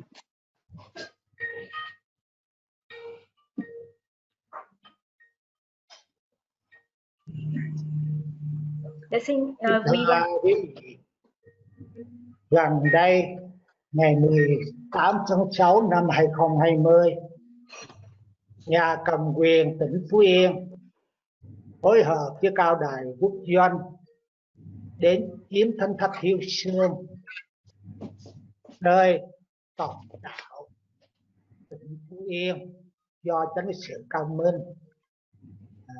thường phụ thánh thất. Do được nhiều tỉnh đến giúp đỡ nên họ không chiếm được, họ quay lại đàn áp. Ngày 21 tháng 8 năm 2020, Công an tỉnh Bình Định triệu tập dân sự Nguyễn Hà và Nguyễn Văn Danh lên làm việc với nội dung là ủng hộ thánh thất Hiếu Xương không đúng luật pháp nhà nước. Ngày 22 tháng 8 2020, Công an huyện Võng La, tỉnh Phú Yên triệu tập chánh trị sự Huỳnh Kim Xuyến và một số đồng đạo nơi thánh thất Võng La lên làm việc, và họ hăm dọa không được hỗ trợ cho thánh thất Hiếu Xương. Ngày 26 tháng 8 năm 2020, Công an triệu tập một số đồng đạo ở xã Sơn Thành, và ngày 3 tháng 9 năm 2020, Công an tỉnh Phú Yên triệu tập chánh sự Cao Minh, phó trị sự Nguyễn Thị Mẫn, thông sự Nguyễn Thị Hồng và một số đồng đạo lên phường Phú Đông làm việc là chống lại lệnh của Ủy ban Nhân dân tỉnh Phú Yên, là chống lại nhà cầm quyền chỉ định một người cai quản ở xa đến để cai quản thánh thất Hiếu Xương. Với chỉ thị từ người xa đến như vậy là làm sai luật của đạo, sai cái giới tôn chỉ của đạo Cao Đà do Đức Chí Tôn khai mở năm 1926. Kính mong quý vị quan tâm tới quyền tự do tôn giáo tại Việt Nam, vì tất cả những tôn giáo ở tại Việt Nam đã bị nhà cầm quyền dựng lên những tôn giáo quốc dân làm lũng đoạn những tôn giáo chính quyền ở tại Việt Nam. Trong kính chào tất cả quý vị. Nam mô Cao Đại Tiên Ông Đại Bồ Tát Ma Ha Tát. I would like to go ahead and give a quick translation of what the subdignitary Murphy was saying. So recently, on June the 18th, 2020, the authorities of Phú Yên province, combined with the state-run version of the Cao Dai organization, came and tried to occupy the Hiếu Xương Holy Temple. And they resorted to intimidation, threats, and suppressing tactics, and it's illustrated below. Also in August the 21st, 2020, the police of Bình province summoned the dignitaries Nguyễn Hà and Nguyễn Văn Danh on charges of supporting Hiếu Xương Holy Temple. On August the 22nd, 2020, the police of Võng La district, Phú Yên province, summoned the subdignitary Huỳnh Thị Kim Xuyến and several other followers of the Võng La Holy Temple and threatened them and tell them not to support the Hiếu Xương Holy Temple. On August 26, 2020, the police summoned several followers of Xinjiang community. In March the 3rd, 2020, the police of Phú Yên province summoned the subdignitary Cao Minh, Deputy Chief Nguyen Thị Miên, Deputy Chief Nguyen Thị Hồng, and a number of followers on charges opposing the order of the People's Committee. So even though it is the authority who appoints the person to governs the religious affairs in the Holy Temple, they contrary to the religious principle of Cao Dai.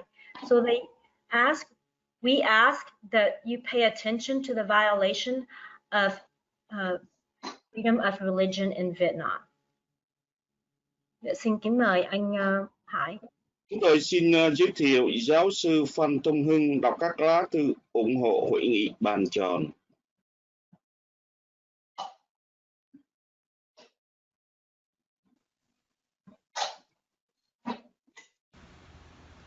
Dear distinguished guests and dear fellow countrymen, on behalf of the Federation Vietnamese American Community of the USA, it's a great honor for us to be present today at the Roundtable Conference on Vietnam referendum and the South China Sea to affirm our support for the referendum and unanimously sign the open letters to the United Nations, to the US government, and their counterparts of all countries around the world to jointly raise the wishes of the Vietnamese people to sue the Communist China for its invasion of the South China Sea. 4 months after the Advocacy Committee has submitted the petition, 1.2 million people responded. Approximately 95 of those who responded agreed to sue China.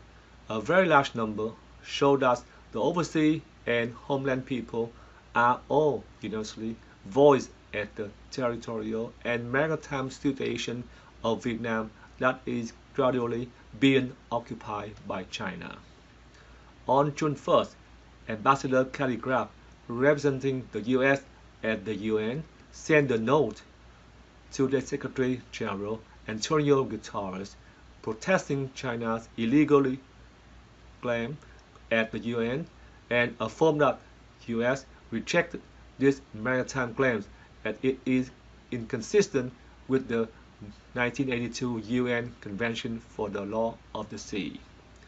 Then, on July 13, the U.S. Secretary of State, Mr. Mike Pompeo, announced that the abolition of China's claim to the sovereignty, especially over Vietnam's Vanga Bank area, and promised to work with the Southeast allies and U.S. partners in protecting their sovereignty over offshore resources, consistent with their rights and obligations under international laws. More recently, on August 29, the U.S. National Security Advisor, Mr. Robert O'Brien, announced Beijing claims in the South China Sea where Vietnam, Indonesia, and the Philippines and other Southeast Asian countries have sovereignty as ridiculous.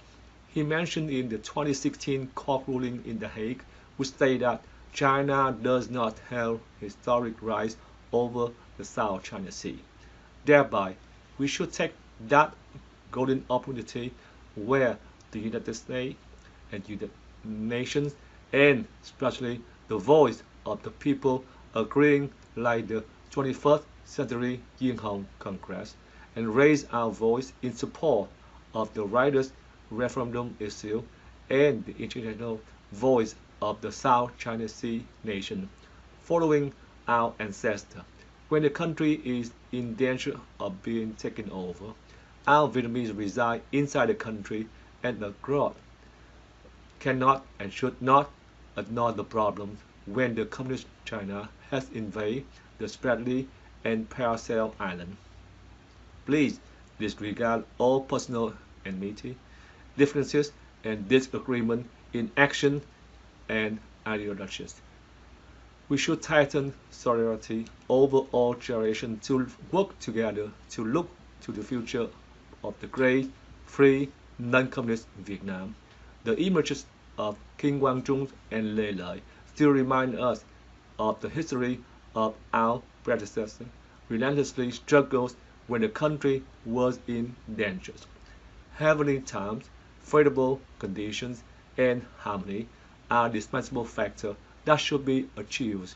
So hopefully the return to our homeland will not be too far away. Best wishes to the Roundtable Conference. Thank you very much.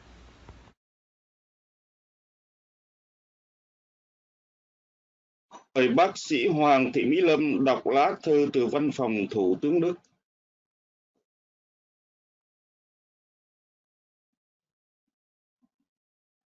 Hello. Hello. Hello. Hello. Can you hear me? Yes. So I'm Huang Thị Mỹ Lâm, from Berlin. I have the honor to presenting the Association of Vietnamese Refugees in the Federal Republic of Germany. On July 12th, I sent a letter to the German Chancellor Angela Merkel, and 18 days later, I received the reply from her office. Mr. Konrad Lux answered me on behalf of the German Chancellor. He is lecturing legation counselor and has the job of bilateral relations with the countries of Asia, the Near and Middle East, Africa, and Latin America. And here is his reply. Dear Dr. Wang, thank you for your letter to the Chancellor of July 12th, in which you express your concern about the China action in the South China Sea and the restriction on freedom of expression in Vietnam. The German government observes carefully the human rights situation in Vietnam and regularly thematizes in conversation with the Vietnamese government. In the context of closer bilateral cooperation, the German government advocates strengthening civil and political rights. In particular, government advocates freedom of the press, freedom of expression and assembly, as well as the situation of Vietnamese civil society. Regarding the situation in the South China Sea, the German government has always emphasized that measures by the neighboring countries must be in accordance with the principle of peaceful dispute settlement and international law. In particular, the 1982 United Nations Convention on the Law of the Sea. The German government considers the award of the arbitration tribunal in The Hague of July 2016 as binding.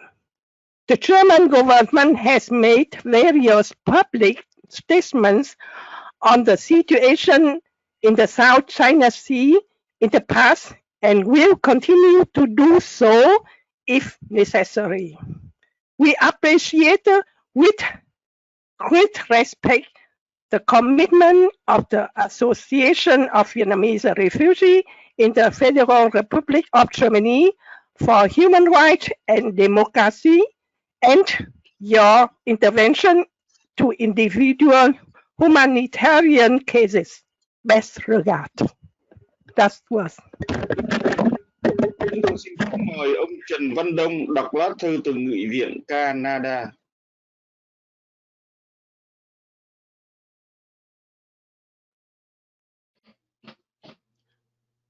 Thank you very much, moderators. Yeah, I have the chance to read the letter. We received a lot of letters from member of parliament, senate, and some ministers. But I choose only 2 letters and support us in referendum.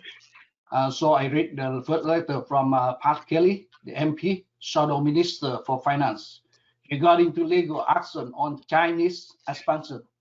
Thank you for writing to me regarding to recent referendum concerning pursuing legal action against China in response to its referendum on Vietnam territorial waters. I support the efforts of China's neighbors, including Vietnam and Vietnamese diaspora, to uphold and enforce international law and to address China's aggressive moves in the South China Sea. Sincerely. That is the first letter. The second letter from Bradwitz, the Member of Parliament. Dear Dong Van Tran, thank you for your correspondence with our office on the matter of sovereignty in the South China Sea. Conservatives are very concerned with the People's Republic of China so of force in dispute water of the South China Sea. As we have witnessed recently in Hong Kong, the impact that mainland China has had on the citizens of Hong Kong and the deterioration of the rule of law is palpable and alarming. Beyond its own border, China has become resistantly belligerent with its global neighbors.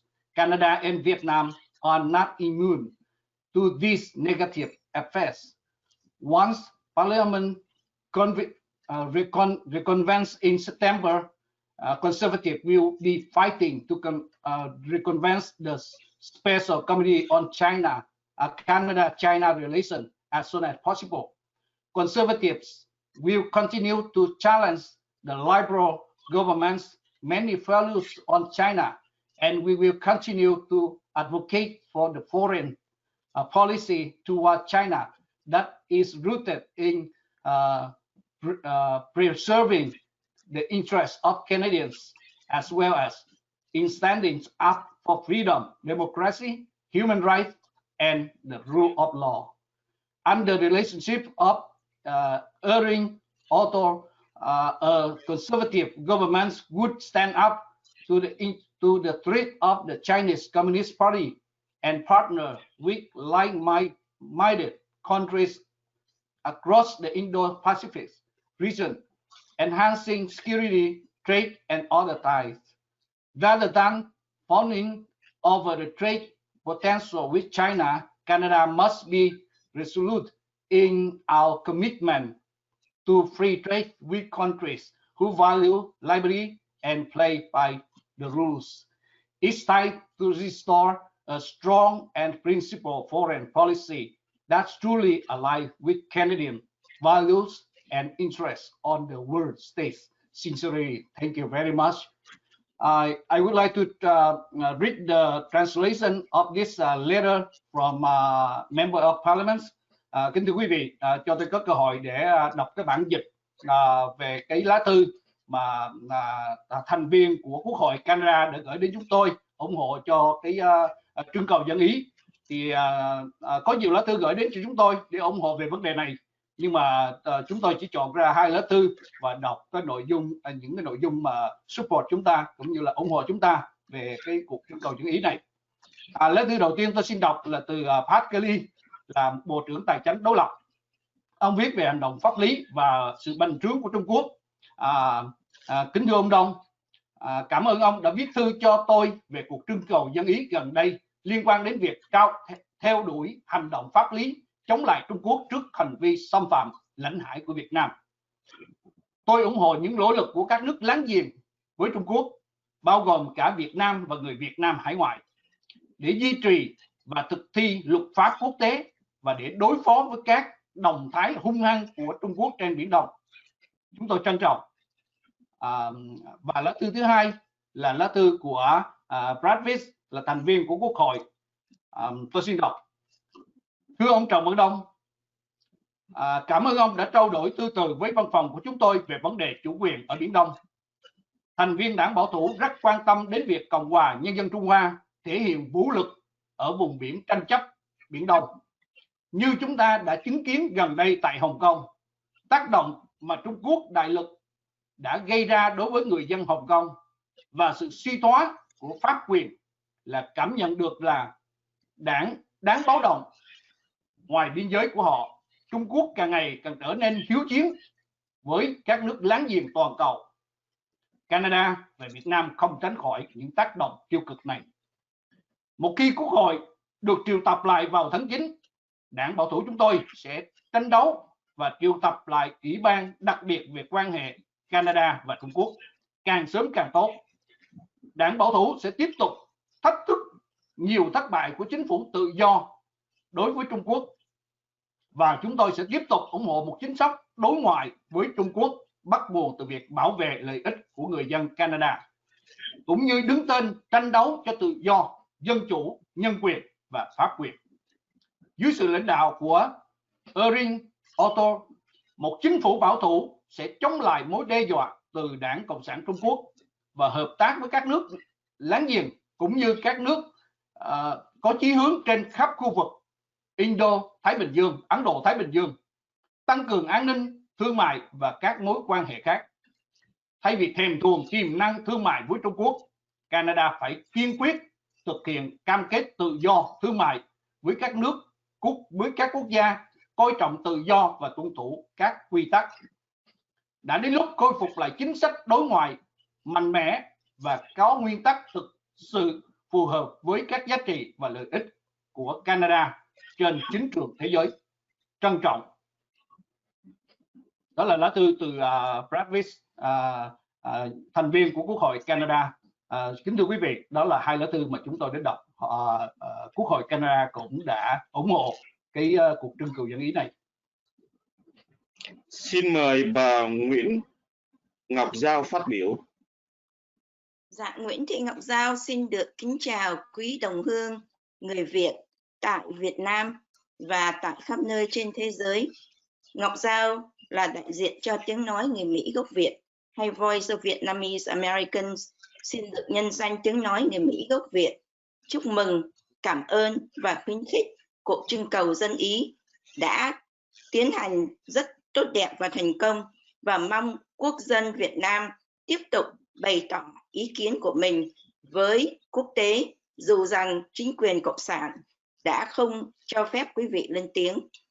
Với người dân Việt Nam, ý dân là ý trời, và ngày hôm nay Hoa Kỳ, thế giới như quý vị đã nghe, từ Hoa Kỳ đến Đức, đến Canada và rất nhiều nước khác đều muốn nghe tiếng nói của người dân Việt Nam trong chính nghĩa, nhất là trong việc giữ lấy chủ quyền tại Biển Đông. Thế giới tự do hiện nay đang rất cần một chính danh để họ có thể giúp đỡ Việt Nam khi mà chính quyền Cộng sản không dám lên tiếng hiện Trung Cộng về vấn đề Biển Đông. Tiếng nói người Mỹ gốc Việt xin được chung vai sát cánh với người Việt tại Việt Nam và khắp nơi trên toàn thế giới để tranh đấu cho chủ quyền lãnh hải, lãnh thổ của dân tộc, và cũng để tranh đấu giữ vững cho luật quốc tế. Vì luật quốc tế ngày hôm nay đang bị Trung Cộng và Cộng sản vi phạm rất nhiều. Trong luật quốc tế này, nó có nhân quyền, dân quyền, và đặc biệt theo tổ tiên Lý Trần của chúng ta, có 3 điều rất quan trọng cho đời sống người dân tại Việt Nam, tại Hoa Kỳ và tại khắp nơi trên thế giới. Đó là nhiên, nhân và dân, bảo vệ thiên nhiên, bảo vệ con người và bảo vệ người dân. 3 điều này cần được làm những điều quan tâm chính cho người Việt khắp nơi trên thế giới. Tiếng nói người Mỹ gốc Việt kính mong quý đồng hương tại Hoa Kỳ khi đi bỏ phiếu ngày 3 tháng 11 này quan tâm đến 3 điều chính này: nhiên, nhân và dân, để bảo vệ chính chúng ta tại Hoa Kỳ, trên thế giới và nhất là tại Việt Nam. Tiếng nói người Mỹ gốc Việt xin được nói vài câu tiếng Anh với những người của Quốc hội Hoa Kỳ.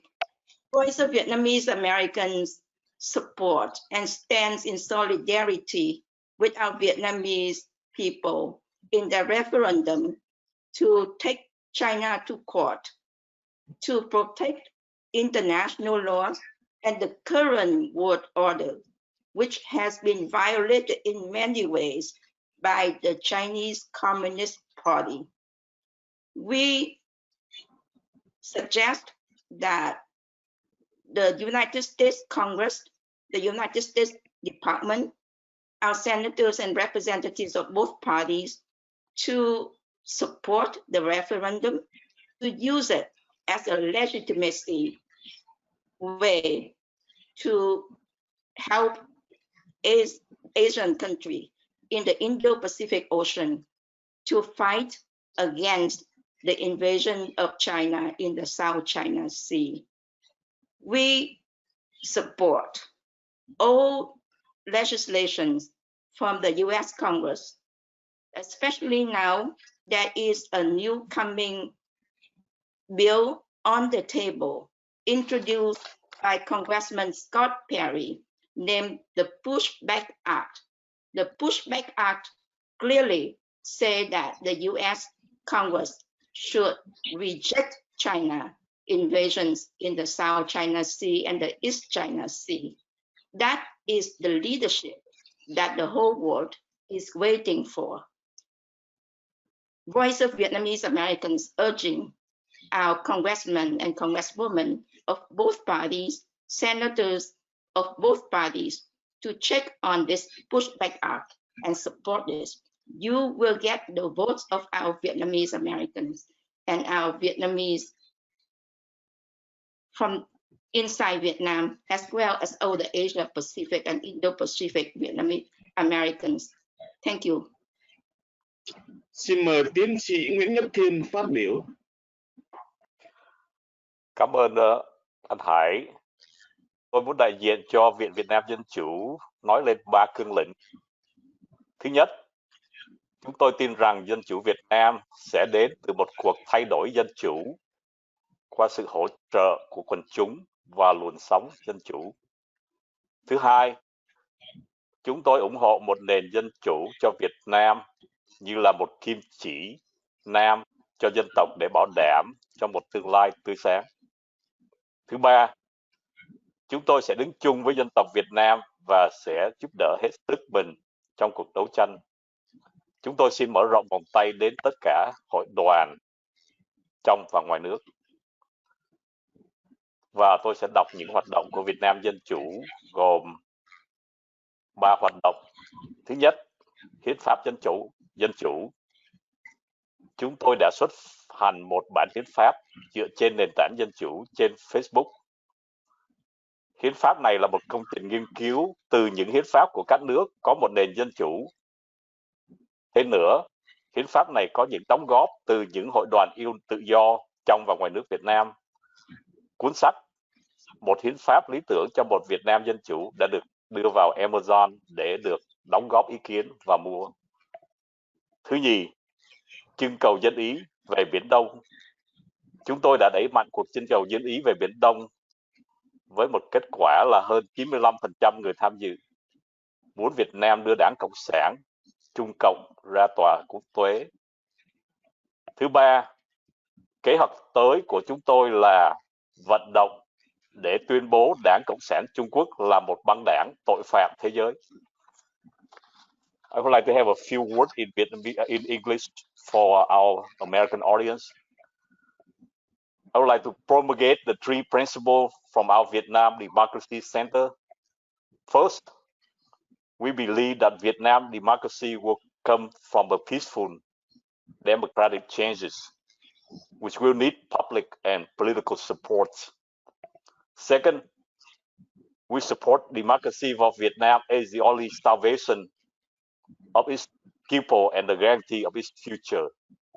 Third, we believe that we need to stand firm on the side of the Vietnamese people and lend whatever support we can gather in this escalating struggle. In this effort, we welcome all. Next is the Vietnam Democracy Center activities. The following 3 activities we have: first, democracy-based constitution. We have published a constitution based on democratic principles on Facebook. The constitution consists of inputs and feedback from many freedom-loving organizations from within and outside Vietnam. The book A model constitution for a democratic Vietnam is in Amazon books for reviews and purchase. Second, referendum on the South China Sea. We have pushed hard for the Vietnam referendum on the South China Sea with overwhelming majority Vietnam citizens would like to take the China Communist Party to the International Tribunal. Third, our next project, which we have discussed earlier about building the momentum, is to get the Chinese Communist Party declared as a transnational criminal organization.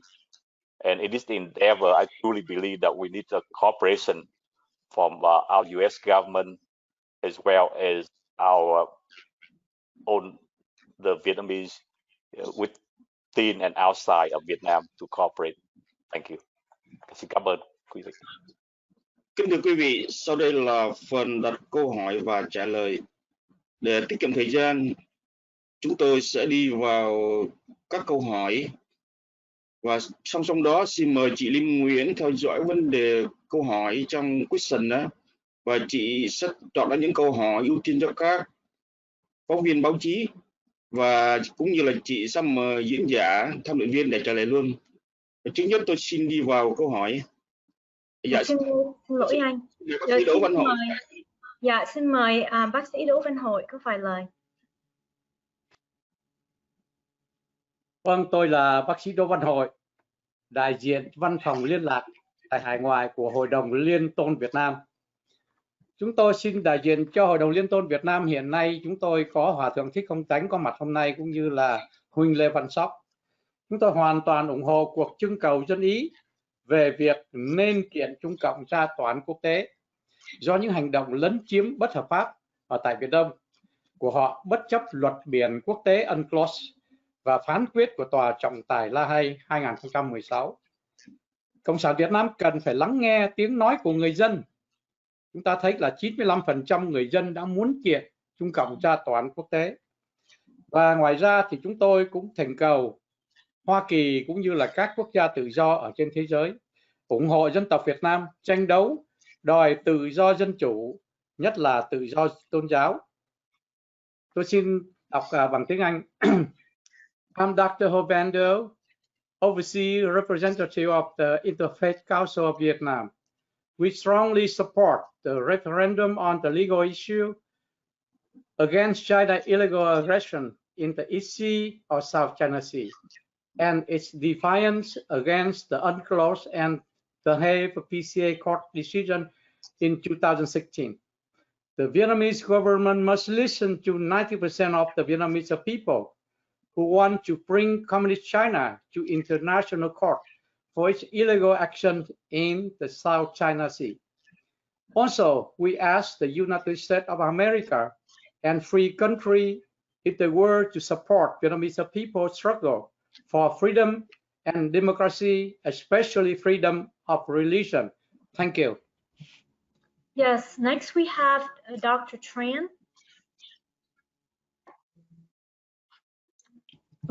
Thank you. Thank you, the panelists. We've heard about these numbers. I think it's important to note that these numbers were accomplished in the backdrop of Vietnam's new cyber security law. That's in the quote. We've seen access to the referendum often blocked, and it's the participants often threatened. But 25% of the people who we poll did participate, and it's a significantly large number even in a free country. And as far as under a totalitarian regime, a referendum of this size has not been done. We have had 86 Vietnamese organizations working side by side for 3 months in order to bring the results of the referendum to the attention of the international community, and also to organize this event. We thankful for the 22 US and international organizations. Many of you are here, Anne with Jubilee Campaign USA, Scott with Red Eagle Enterprises, Didi with Save the Persecuted Christians, who believed in us and supported us since our first letter to President Trump. Since then, we have a variation of that letter sent into hundreds of times that I was going to mention, but we don't have time, to embassies in Hanoi, to Secretary Pompeo, to ASEAN, to Quad Plus, to all the representatives and senators, to the Vietnam caucus, to the congressional leaderships, to the Interparliamentary Alliance on China, to the UN permanent missions in Geneva, to the UN permanent missions in New York, to the two houses of the UK Parliament, to all the members of the European Parliament, to all the members of the Australian Parliament, twice to the Canadian Parliament, and many, many more. We have also sent out press releases to hundreds of news organizations. Some of them are here with a total calculated reach of 56 million people. Since the start of this referendum, we've seen a significant shift in the public awareness and opinions regarding the South China Sea. The referendum brought some expected results, but it's also helped confirm some answers. Do the Vietnamese people want to sue China? The answer is yes, overwhelmingly. Will the Vietnamese Communist government sue China? The answer is no. So we're again at this impasse. The solution for that impasse is for the people to have control of their country and their own destiny. And it's not an easy fix, but we've shown that it can be done. And what the United States government can do, we hope, is that we, as Vietnamese Americans and as Americans, need to recognize that the people of Vietnam, not the current government of Vietnam, are the true partners for that vision of a free and open Indo-Pacific. Thank you. Thank you. Anh Nguyễn Hoàng Hải, please, can we start the question and answer part of this conference? Kính thưa quý vị, sau đây chúng tôi sẽ đi vào câu hỏi. Và trong khi đó, những quý vị nào báo chí muốn đặt câu hỏi thì xin mời quý vị chúng ta sẽ đặt vào và chị Thủy Linh sẽ theo dõi các câu hỏi cũng như là mời các tham luận viên để trả lời. Nhất tôi xin đi vào câu hỏi thứ nhất. Quý vị sẽ gửi kết quả cuộc trưng cầu dân ý đến ai để làm gì? Chúng tôi xin mời Hòa Thượng Thích Không Tánh trả lời.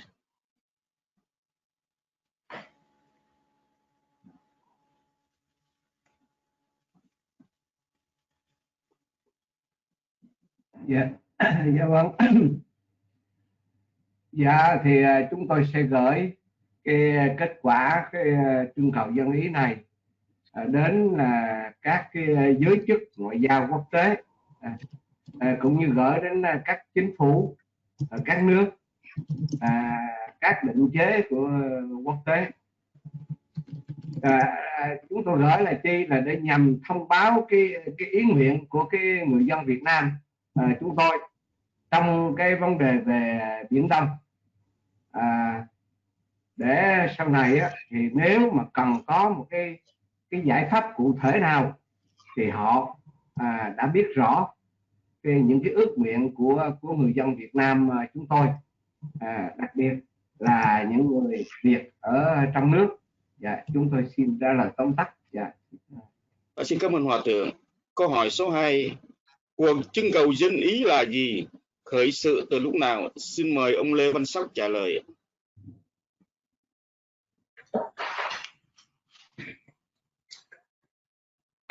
Nam mô Bổn Sư Thích Ca Mâu Ni Phật. Nam mô A Di Đà Phật.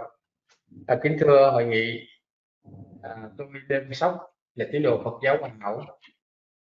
Tôi vừa nhận được câu trả lời. Câu trả lời này tôi không nắm rõ về cái thời gian, cho nên xin phép cho tôi để lại câu hỏi này dùng cho quý vị diễn giả khác. Xin cảm ơn. Ở câu hỏi tiếp theo, 95% của hơn 1 triệu người đã chọn kiện Trung Cộng là một kết quả phi thường. Có cách nào chúng ta có thể làm cho Cộng sản Việt Nam phải thi hành ý dân? Câu hỏi này chúng tôi xin mời Mục sư Nguyễn Hoàng Hoa.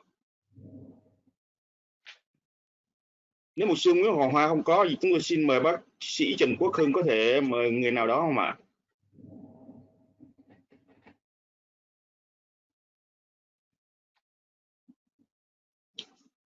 Và nếu không có ai trả lời câu hỏi này, chúng tôi sẽ hỏi kế tiếp. Quý vị có nghĩ rằng nhà cầm quyền Cộng sản Việt Nam sẽ kiện Trung Cộng hay không ạ? Xin mời bác sĩ Đỗ Văn Hội.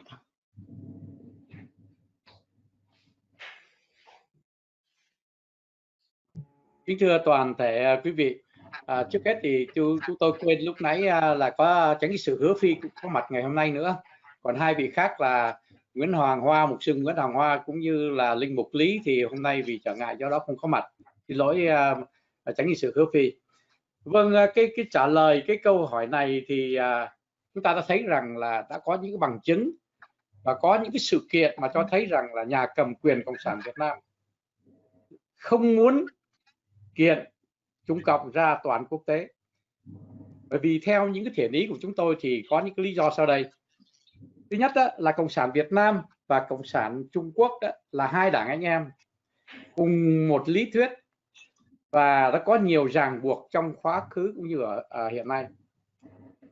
Và Cộng sản Việt Nam thì là chịu áp lực rất là lớn đối với lại Cộng sản Trung Quốc về nhiều mặt, thí dụ như là chính trị, kinh tế, tài chính, quân sự v.v. Và Cộng sản Việt Nam đã từng ủng hộ lập trường của Trung Cộng về Biển Đông là qua cái công hàm người ta gọi là công hàm bán nước Phạm Văn Đồng. Do đó Cộng sản Việt Nam giống như là há miệng mắc quai. Và ngoài ra thì còn những cái hiệp ước bí mật khác mà chúng ta không biết. Và ngoài ra thì cái Cộng sản Việt Nam thì không dám liên minh với lại các cái nước dân chủ bởi vì sợ mất đảng. Và còn nhiều cái lý do khác nữa. Mà tuy nhiên bất kể vì lý do nào thì nếu không có những cái việc làm cụ thể như kiện Trung Cộng ra trước tòa án quốc tế thì những cái tuyên bố tính cách dàn dựng nó chỉ là lời nói suông và để nhất thời để mà xoa dịu cái người dân mà thôi đó, thưa quý vị. Cảm ơn bác sĩ Đỗ Văn Hội. Ở câu hỏi tiếp theo, với vai trò là thành viên nhóm khởi xướng cuộc trưng cầu dân ý và cũng là chủ tịch hội đồng điều hành của Việt Nam Quốc dân Đảng, ông và các bạn ông sẽ làm gì để góp phần thúc đẩy Hoa Kỳ tận tụy hơn nhằm đưa ra và thực hiện các biện pháp cụ thể, mạnh mẽ và bền bỉ về vấn đề Biển Đông? Chúng tôi xin mời kỹ sư Đỗ Thành Nhân.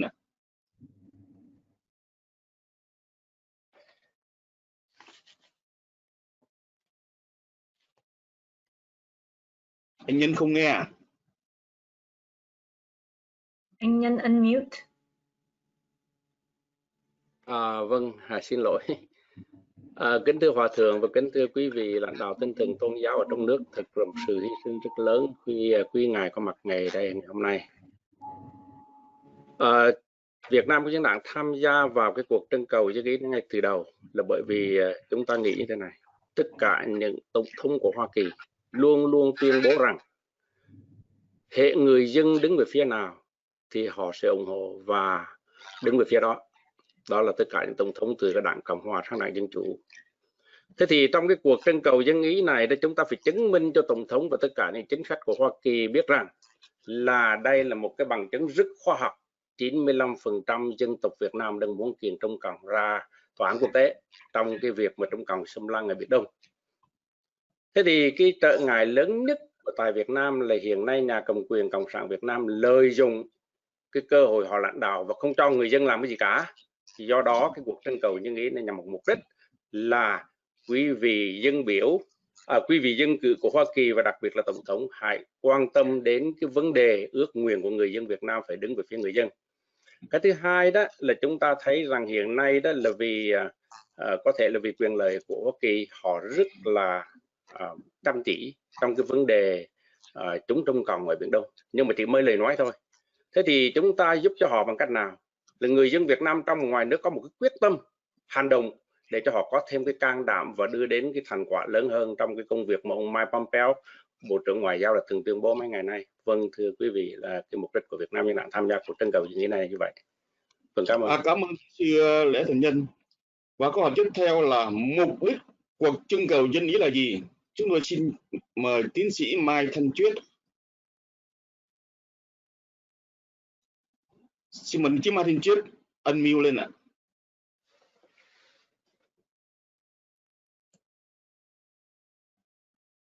Dạ không nghe tiến sĩ Mai Thanh Chuyết nói ạ. Tôi Mai Thanh Chuyết. Quý vị có nghe tôi chưa? Dạ nghe rồi ạ. Xin mời tiến sĩ ạ. Dạ, câu hỏi cũng ra là dành cho chính trị sự Hứa Phi, nhưng mà với tư cách là một cái thành viên của tham luận đoàn, chúng tôi xin trả lời là xin thưa, cái mục đích của cuộc trưng cầu dân ý là thăm dò ý kiến của người dân Việt Nam, nhất là người dân ở trong nước, đối với cái sự kiện mà Trung Cộng hầu như chiếm hoàn toàn tất cả các hải đảo của Việt Nam một cách bất hợp pháp. Đồng thời, họ bất chấp luật biển UNCLOS năm 1982 của Liên Hợp Quốc mà họ đã đồng ý, đã ký, đã chuẩn phê và phán quyết của Tòa trọng tài quốc tế là năm 2016. Thưa quý vị, cái chủ quyền của dân tộc Việt Nam đã bị xâm phạm, biển đảo của tổ tiên đã bị cướp. Đây không phải là của riêng ai, của bất cứ cá nhân hay tổ chức nào, chế độ nào, mà là của toàn dân. Vì vậy, chúng tôi muốn tìm hiểu cái người Việt ở trong nước và ở ngoài nước có thật sự muốn kiện Trung Cộng ra tòa án quốc tế hay không. Ngoài ra, khi thế giới thấy được ước vọng của dân tộc Việt Nam rồi, qua cuộc trưng cầu của dân ý này, thì nhất là Hoa Kỳ, thì quốc tế sẽ mạnh dạn thực hiện những sáng kiến và chính sách để giải quyết cái vấn đề Biển Đông hơn. Nơi đó, quốc tế có nhiều cái quyền lợi như là hàng hải quốc tế. Đây, thưa quý vị, là một con đường hàng hải huyết mạch tối quan trọng cho kinh tế thế giới, cho nền an ninh, cho sự ổn định và thịnh vượng của vùng Ấn Độ, Thái Bình Dương. Hiện nay, có các bộ tứ là gồm Ấn Độ, Úc, Nhật và Mỹ với mục tiêu tạo ra một vùng tự do và mở rộng chống lại cái sáng kiến thống trị thế giới của Trung Cộng là một vành đai, một con đường One Belt, One Road, đồng thời ngăn chặn cái sự bành trướng thế lực độc tài toàn trị của Đảng Cộng sản Trung Quốc. Đây là một cái mối nguy cơ tương tự như Liên Xô đối với lời người trước đây vào thập niên năm 1990. Xin hết. Xin cảm ơn tiến sĩ Mai Thanh Chuyết. Câu hỏi tiếp theo, những thành phần nào ở đâu được gửi câu hỏi và trả lời? Chúng tôi xin mời bà Nguyễn Thị Ngọc Giao trả lời ạ. Dạ vâng, xin cảm ơn câu hỏi. Trước tiên là xin cảm ơn tất cả quý đồng hương trong Việt Nam đã đáp ứng và đã trả lời câu hỏi này rất là đông đảo với một ý hướng rất tích cực. Câu hỏi được gửi ra thực sự trên mạng xã hội Facebook và nó đi đến đa số là trong nước. Chúng ta có 68 vùng tỉnh thành tại Việt Nam đã trả lời câu hỏi này, nhưng chúng ta cũng có rất là nhiều khu khác ở trên thế giới và nhiều nơi rất hẻo lánh, cho đến những thủ đô lớn như là New York hay Tokyo hay là cả Bắc Kinh và Moscow và Dubai hay Doha cũng có người Việt ở đó để trả lời. Nói chung thì chúng ta đã có trên 5 triệu người nhận được cái lời mời tham dự, và chúng ta biết là đã có 1.200.000 người chính thức tham dự và 95% đã đồng ý muốn kiện Trung Cộng. Đây là một con số rất lớn, gần như đa số người dân Việt Nam muốn kiện Trung Cộng ra tòa quốc tế. Và chúng ta biết là đa số câu trả lời ở trong nước với Hà Nội là con số nhiều nhất. Đây là một điểm đáng kinh ngạc vì Hà Nội có đến khoảng 65.000 người trả lời, và con số thứ hai là Sài Gòn có trên 35.000 người trả lời. Còn ngoài ra chúng ta có các tỉnh ở ven biên giới từ Bắc xuống đến Nam có khoảng xấp xỉ 18 đến 22.000 người, và đặc biệt các tỉnh biển miền Đông thì có khoảng 12 cho đến 15.000 người. Những vùng xa xôi khác chúng ta cũng có khoảng từ vài trăm cho đến vài ngàn người trả lời. Đây là một điều khích lệ và nó cho thấy là người dân Việt Nam khắp trên đất nước cũng như là người dân Việt Nam khắp trên thế giới đều mong muốn kiện Trung Cộng và mong muốn giữ luật quốc tế. Còn một điều nữa rất là đáng phấn khởi là trong những người trả lời thì rất nhiều người thuộc thành phần trẻ, từ 13 tuổi đến 17 tuổi, từ 17 tuổi cho đến 25 tuổi, từ 25 tuổi cho đến 45 tuổi. Cái con số lớn nhất là từ những người 16 tuổi cho đến 35 tuổi, chiếm đến 65% trả lời. Đây là cái con số gọi là giường cột của quốc gia và nó cho thấy là tương lai của Việt Nam rất là an tâm vì chúng ta có rất đông người Việt trong khoảng tuổi đừng gánh vác non sông, nhất định chống Trung Cộng, không cho phép Trung Cộng xâm lăng lãnh hải lãnh thổ Việt Nam. Tiếng nói người Mỹ gốc Việt xin nói vài câu tiếng Anh. We very happy that the majority of answers came from inside Vietnam, from north to south, with Hanoi has the most majority answers. From about 65,000 people responded positively. Saigon has about 35,000 people responded positively. All the provinces along the borders of China from north to south, bordering with Indo-Chinese nations, Nam Dương, thì we have about 20,000 responded in each provinces. Along the coast, we have from 15,000 to 18,000 responded. The most inspirational fact is that the young people from 16 to 35 years old have responded overwhelmingly. 65% of them responded that they wanted to uphold the international law and take China to international court. Vietnamese people trusted, have confidence in international law, and we uphold UNCLOS.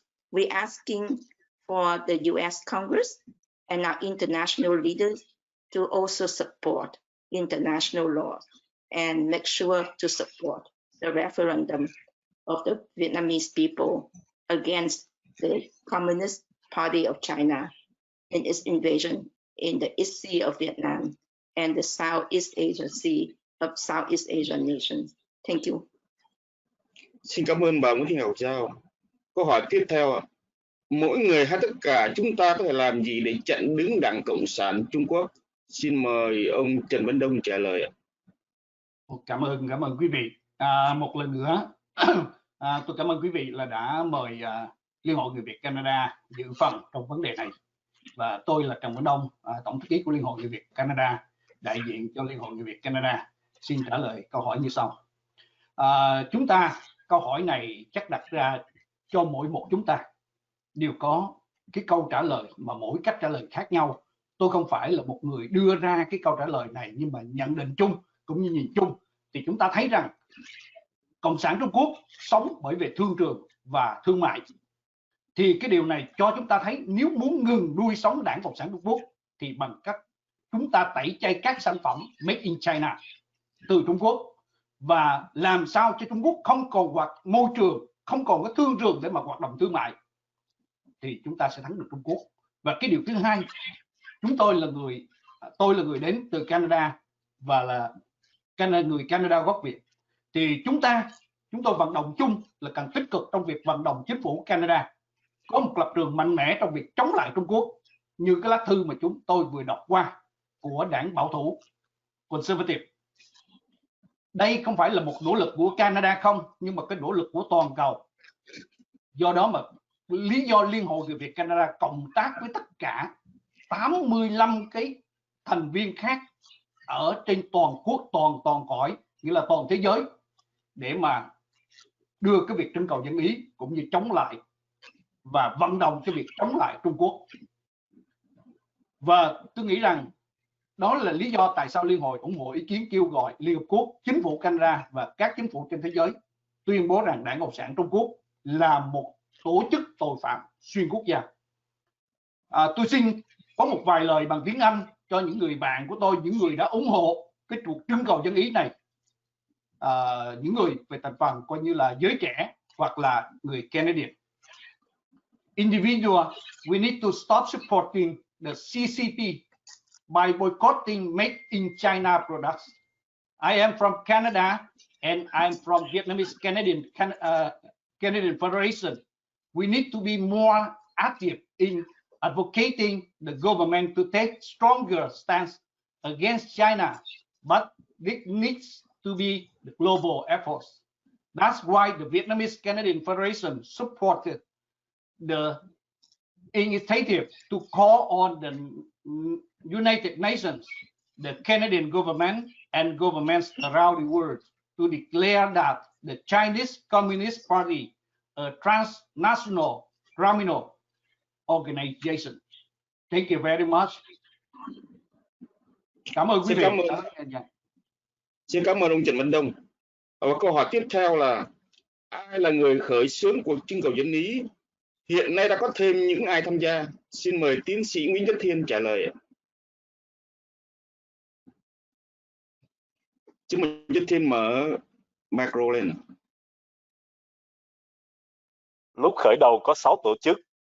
Danh sách này đã tăng nhanh, hiện nay đã có trên 86 tổ chức cùng hợp tác. Chúng tôi rất mong có thêm nhiều tổ chức và cộng đồng tham gia. I would like to have a few words in English for our English-speaking audience.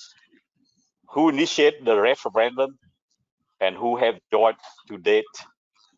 In the beginning, there were 6 organizations.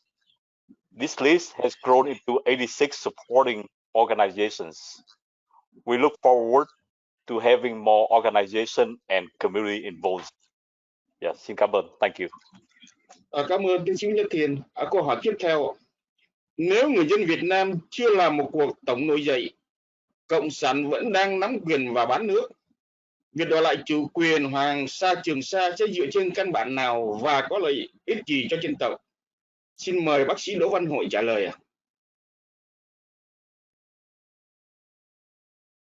Và nếu bác sĩ Đỗ Văn Hội không trả lời câu này thì chúng tôi xin mời chị Nguyễn Ngọc Giao trả lời.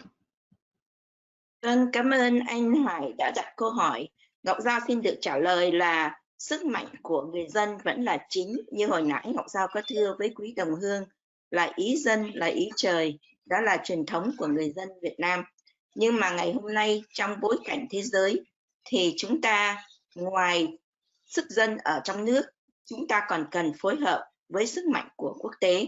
Và đây là cái lợi thế lớn nhất mà người dân Việt Nam đã phải trả giá bằng chính máu xương mình trong bao nhiêu tranh đấu từ những năm qua.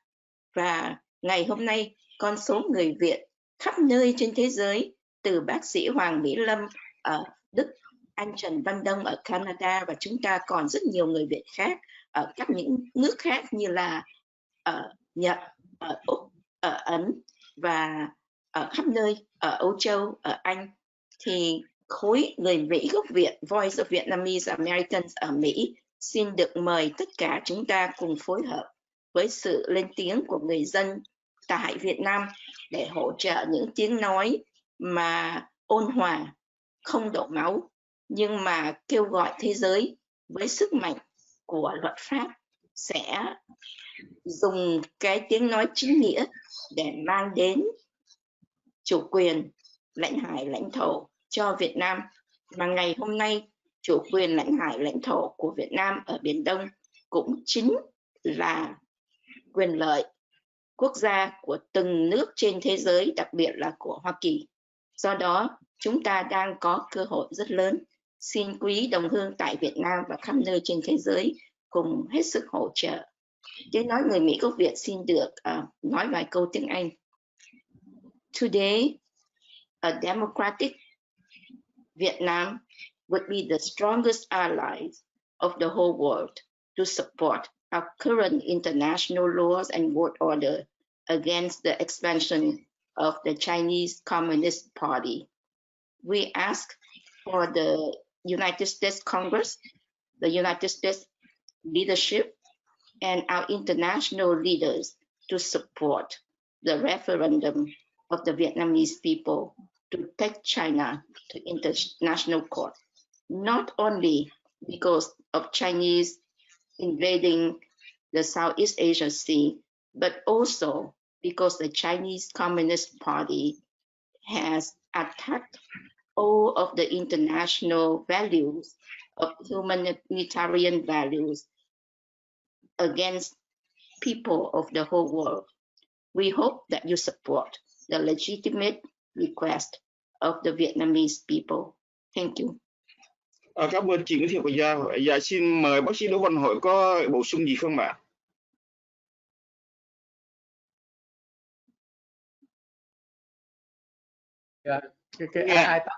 Vâng, xin lỗi quý vị. Chúng tôi xin bổ túc thế này, vì cái cuộc trưng cầu dân ý đó nó chứng tỏ là cái sự quyết tâm của cái người dân Việt Nam và cái dã tâm bán nước của Đảng Cộng sản Việt Nam. Do đó Đảng Cộng sản Việt Nam đi ngược lại với lại cái ý nguyện của người dân, và không những thế là họ còn đàn áp và khống chế cái cuộc trưng cầu dân ý này.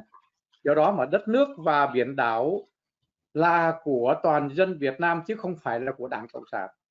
Do cái giải pháp cho Việt Nam vẫn là gì? Toàn dân, là toàn dân đứng lên để giành lại cái quyền làm chủ cho đất nước. Đó là cái điều mà chúng tôi xin muốn nói với cùng quý đồng bào ở trong nước cũng như là ở hải ngoại. Vâng, xin chấm dứt. So we have a last question. Sorry. We have a last question from Mr. John McAuliffe. So his question to us is your primary goal of your referendum to oppose China's aggression in the East Sea, or is it used to, or is it to use the issue to mobilize opinion against the government in Hanoi? I was wondering if Dr. Hoyt would take this question.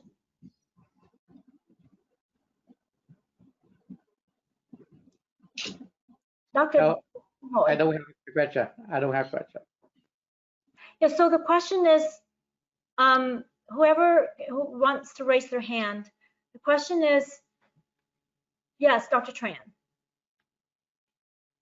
I think the intention is to quantify the wish of the people and to have it clear to everybody what is it that the people want. But I think looking back since 2013, the Vietnam's government the Vietnamese Communist government has talked about taking legal action against China, and we've seen that it's not coming any closer to fruition. So it's very clear that there's no desire or motivation on their part to go through with this. So if 95% of the people wanting something that the government doesn't want, I think the answer to that is up to the people. It's not up to the organizers or us to orchestrate an answer. I think that answer must come from the people of Vietnam when they realize that their government is not recognizing and respecting their wishes. And I think this is also something that we need to make sure that the international community understand. Thank you. So we'd like to end the roundtable at this time. So we have some closing remarks. Just a quick one. It comes from, don't let the Chinese communists walk all over us and our people. That is what Secretary of State Mike Pompeo recently asked the Asian countries. It seems an appropriate statement to end this conference. We have seen the CCP inflicted so much damages on Vietnam, not just in the South China Sea, but also with the Mekong Delta, the Wuhan virus pandemic, the rampant migration of Chinese nationals, the poisoning of our environment, and the illegal trafficking of human beings and organ harvesting across the porous border.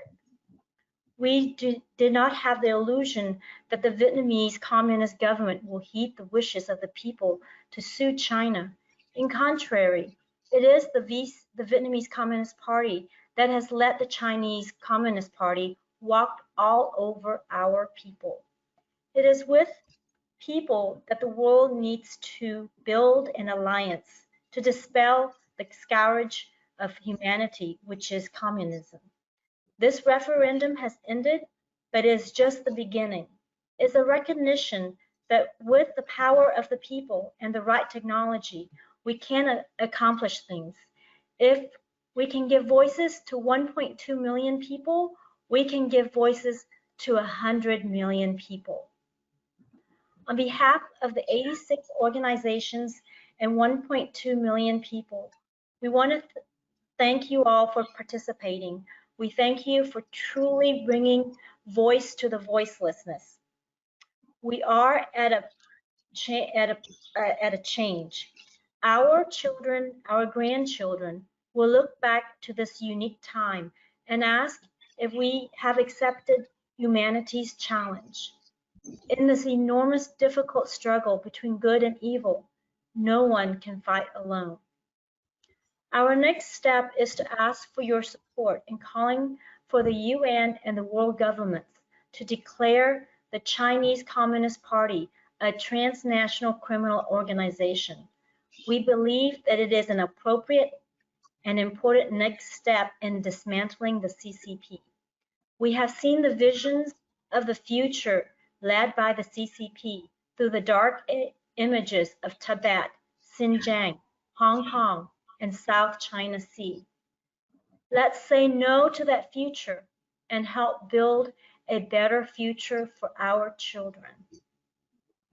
Again, I'd like to thank you. We will be emailing some feedback questions, and we would love to get some feedbacks from you for our future references. And we hope that you have a wonderful day and be safe. And your thoughts and our thoughts and our prayers will be with you, especially with Senator Ron Wright. Thank you so much.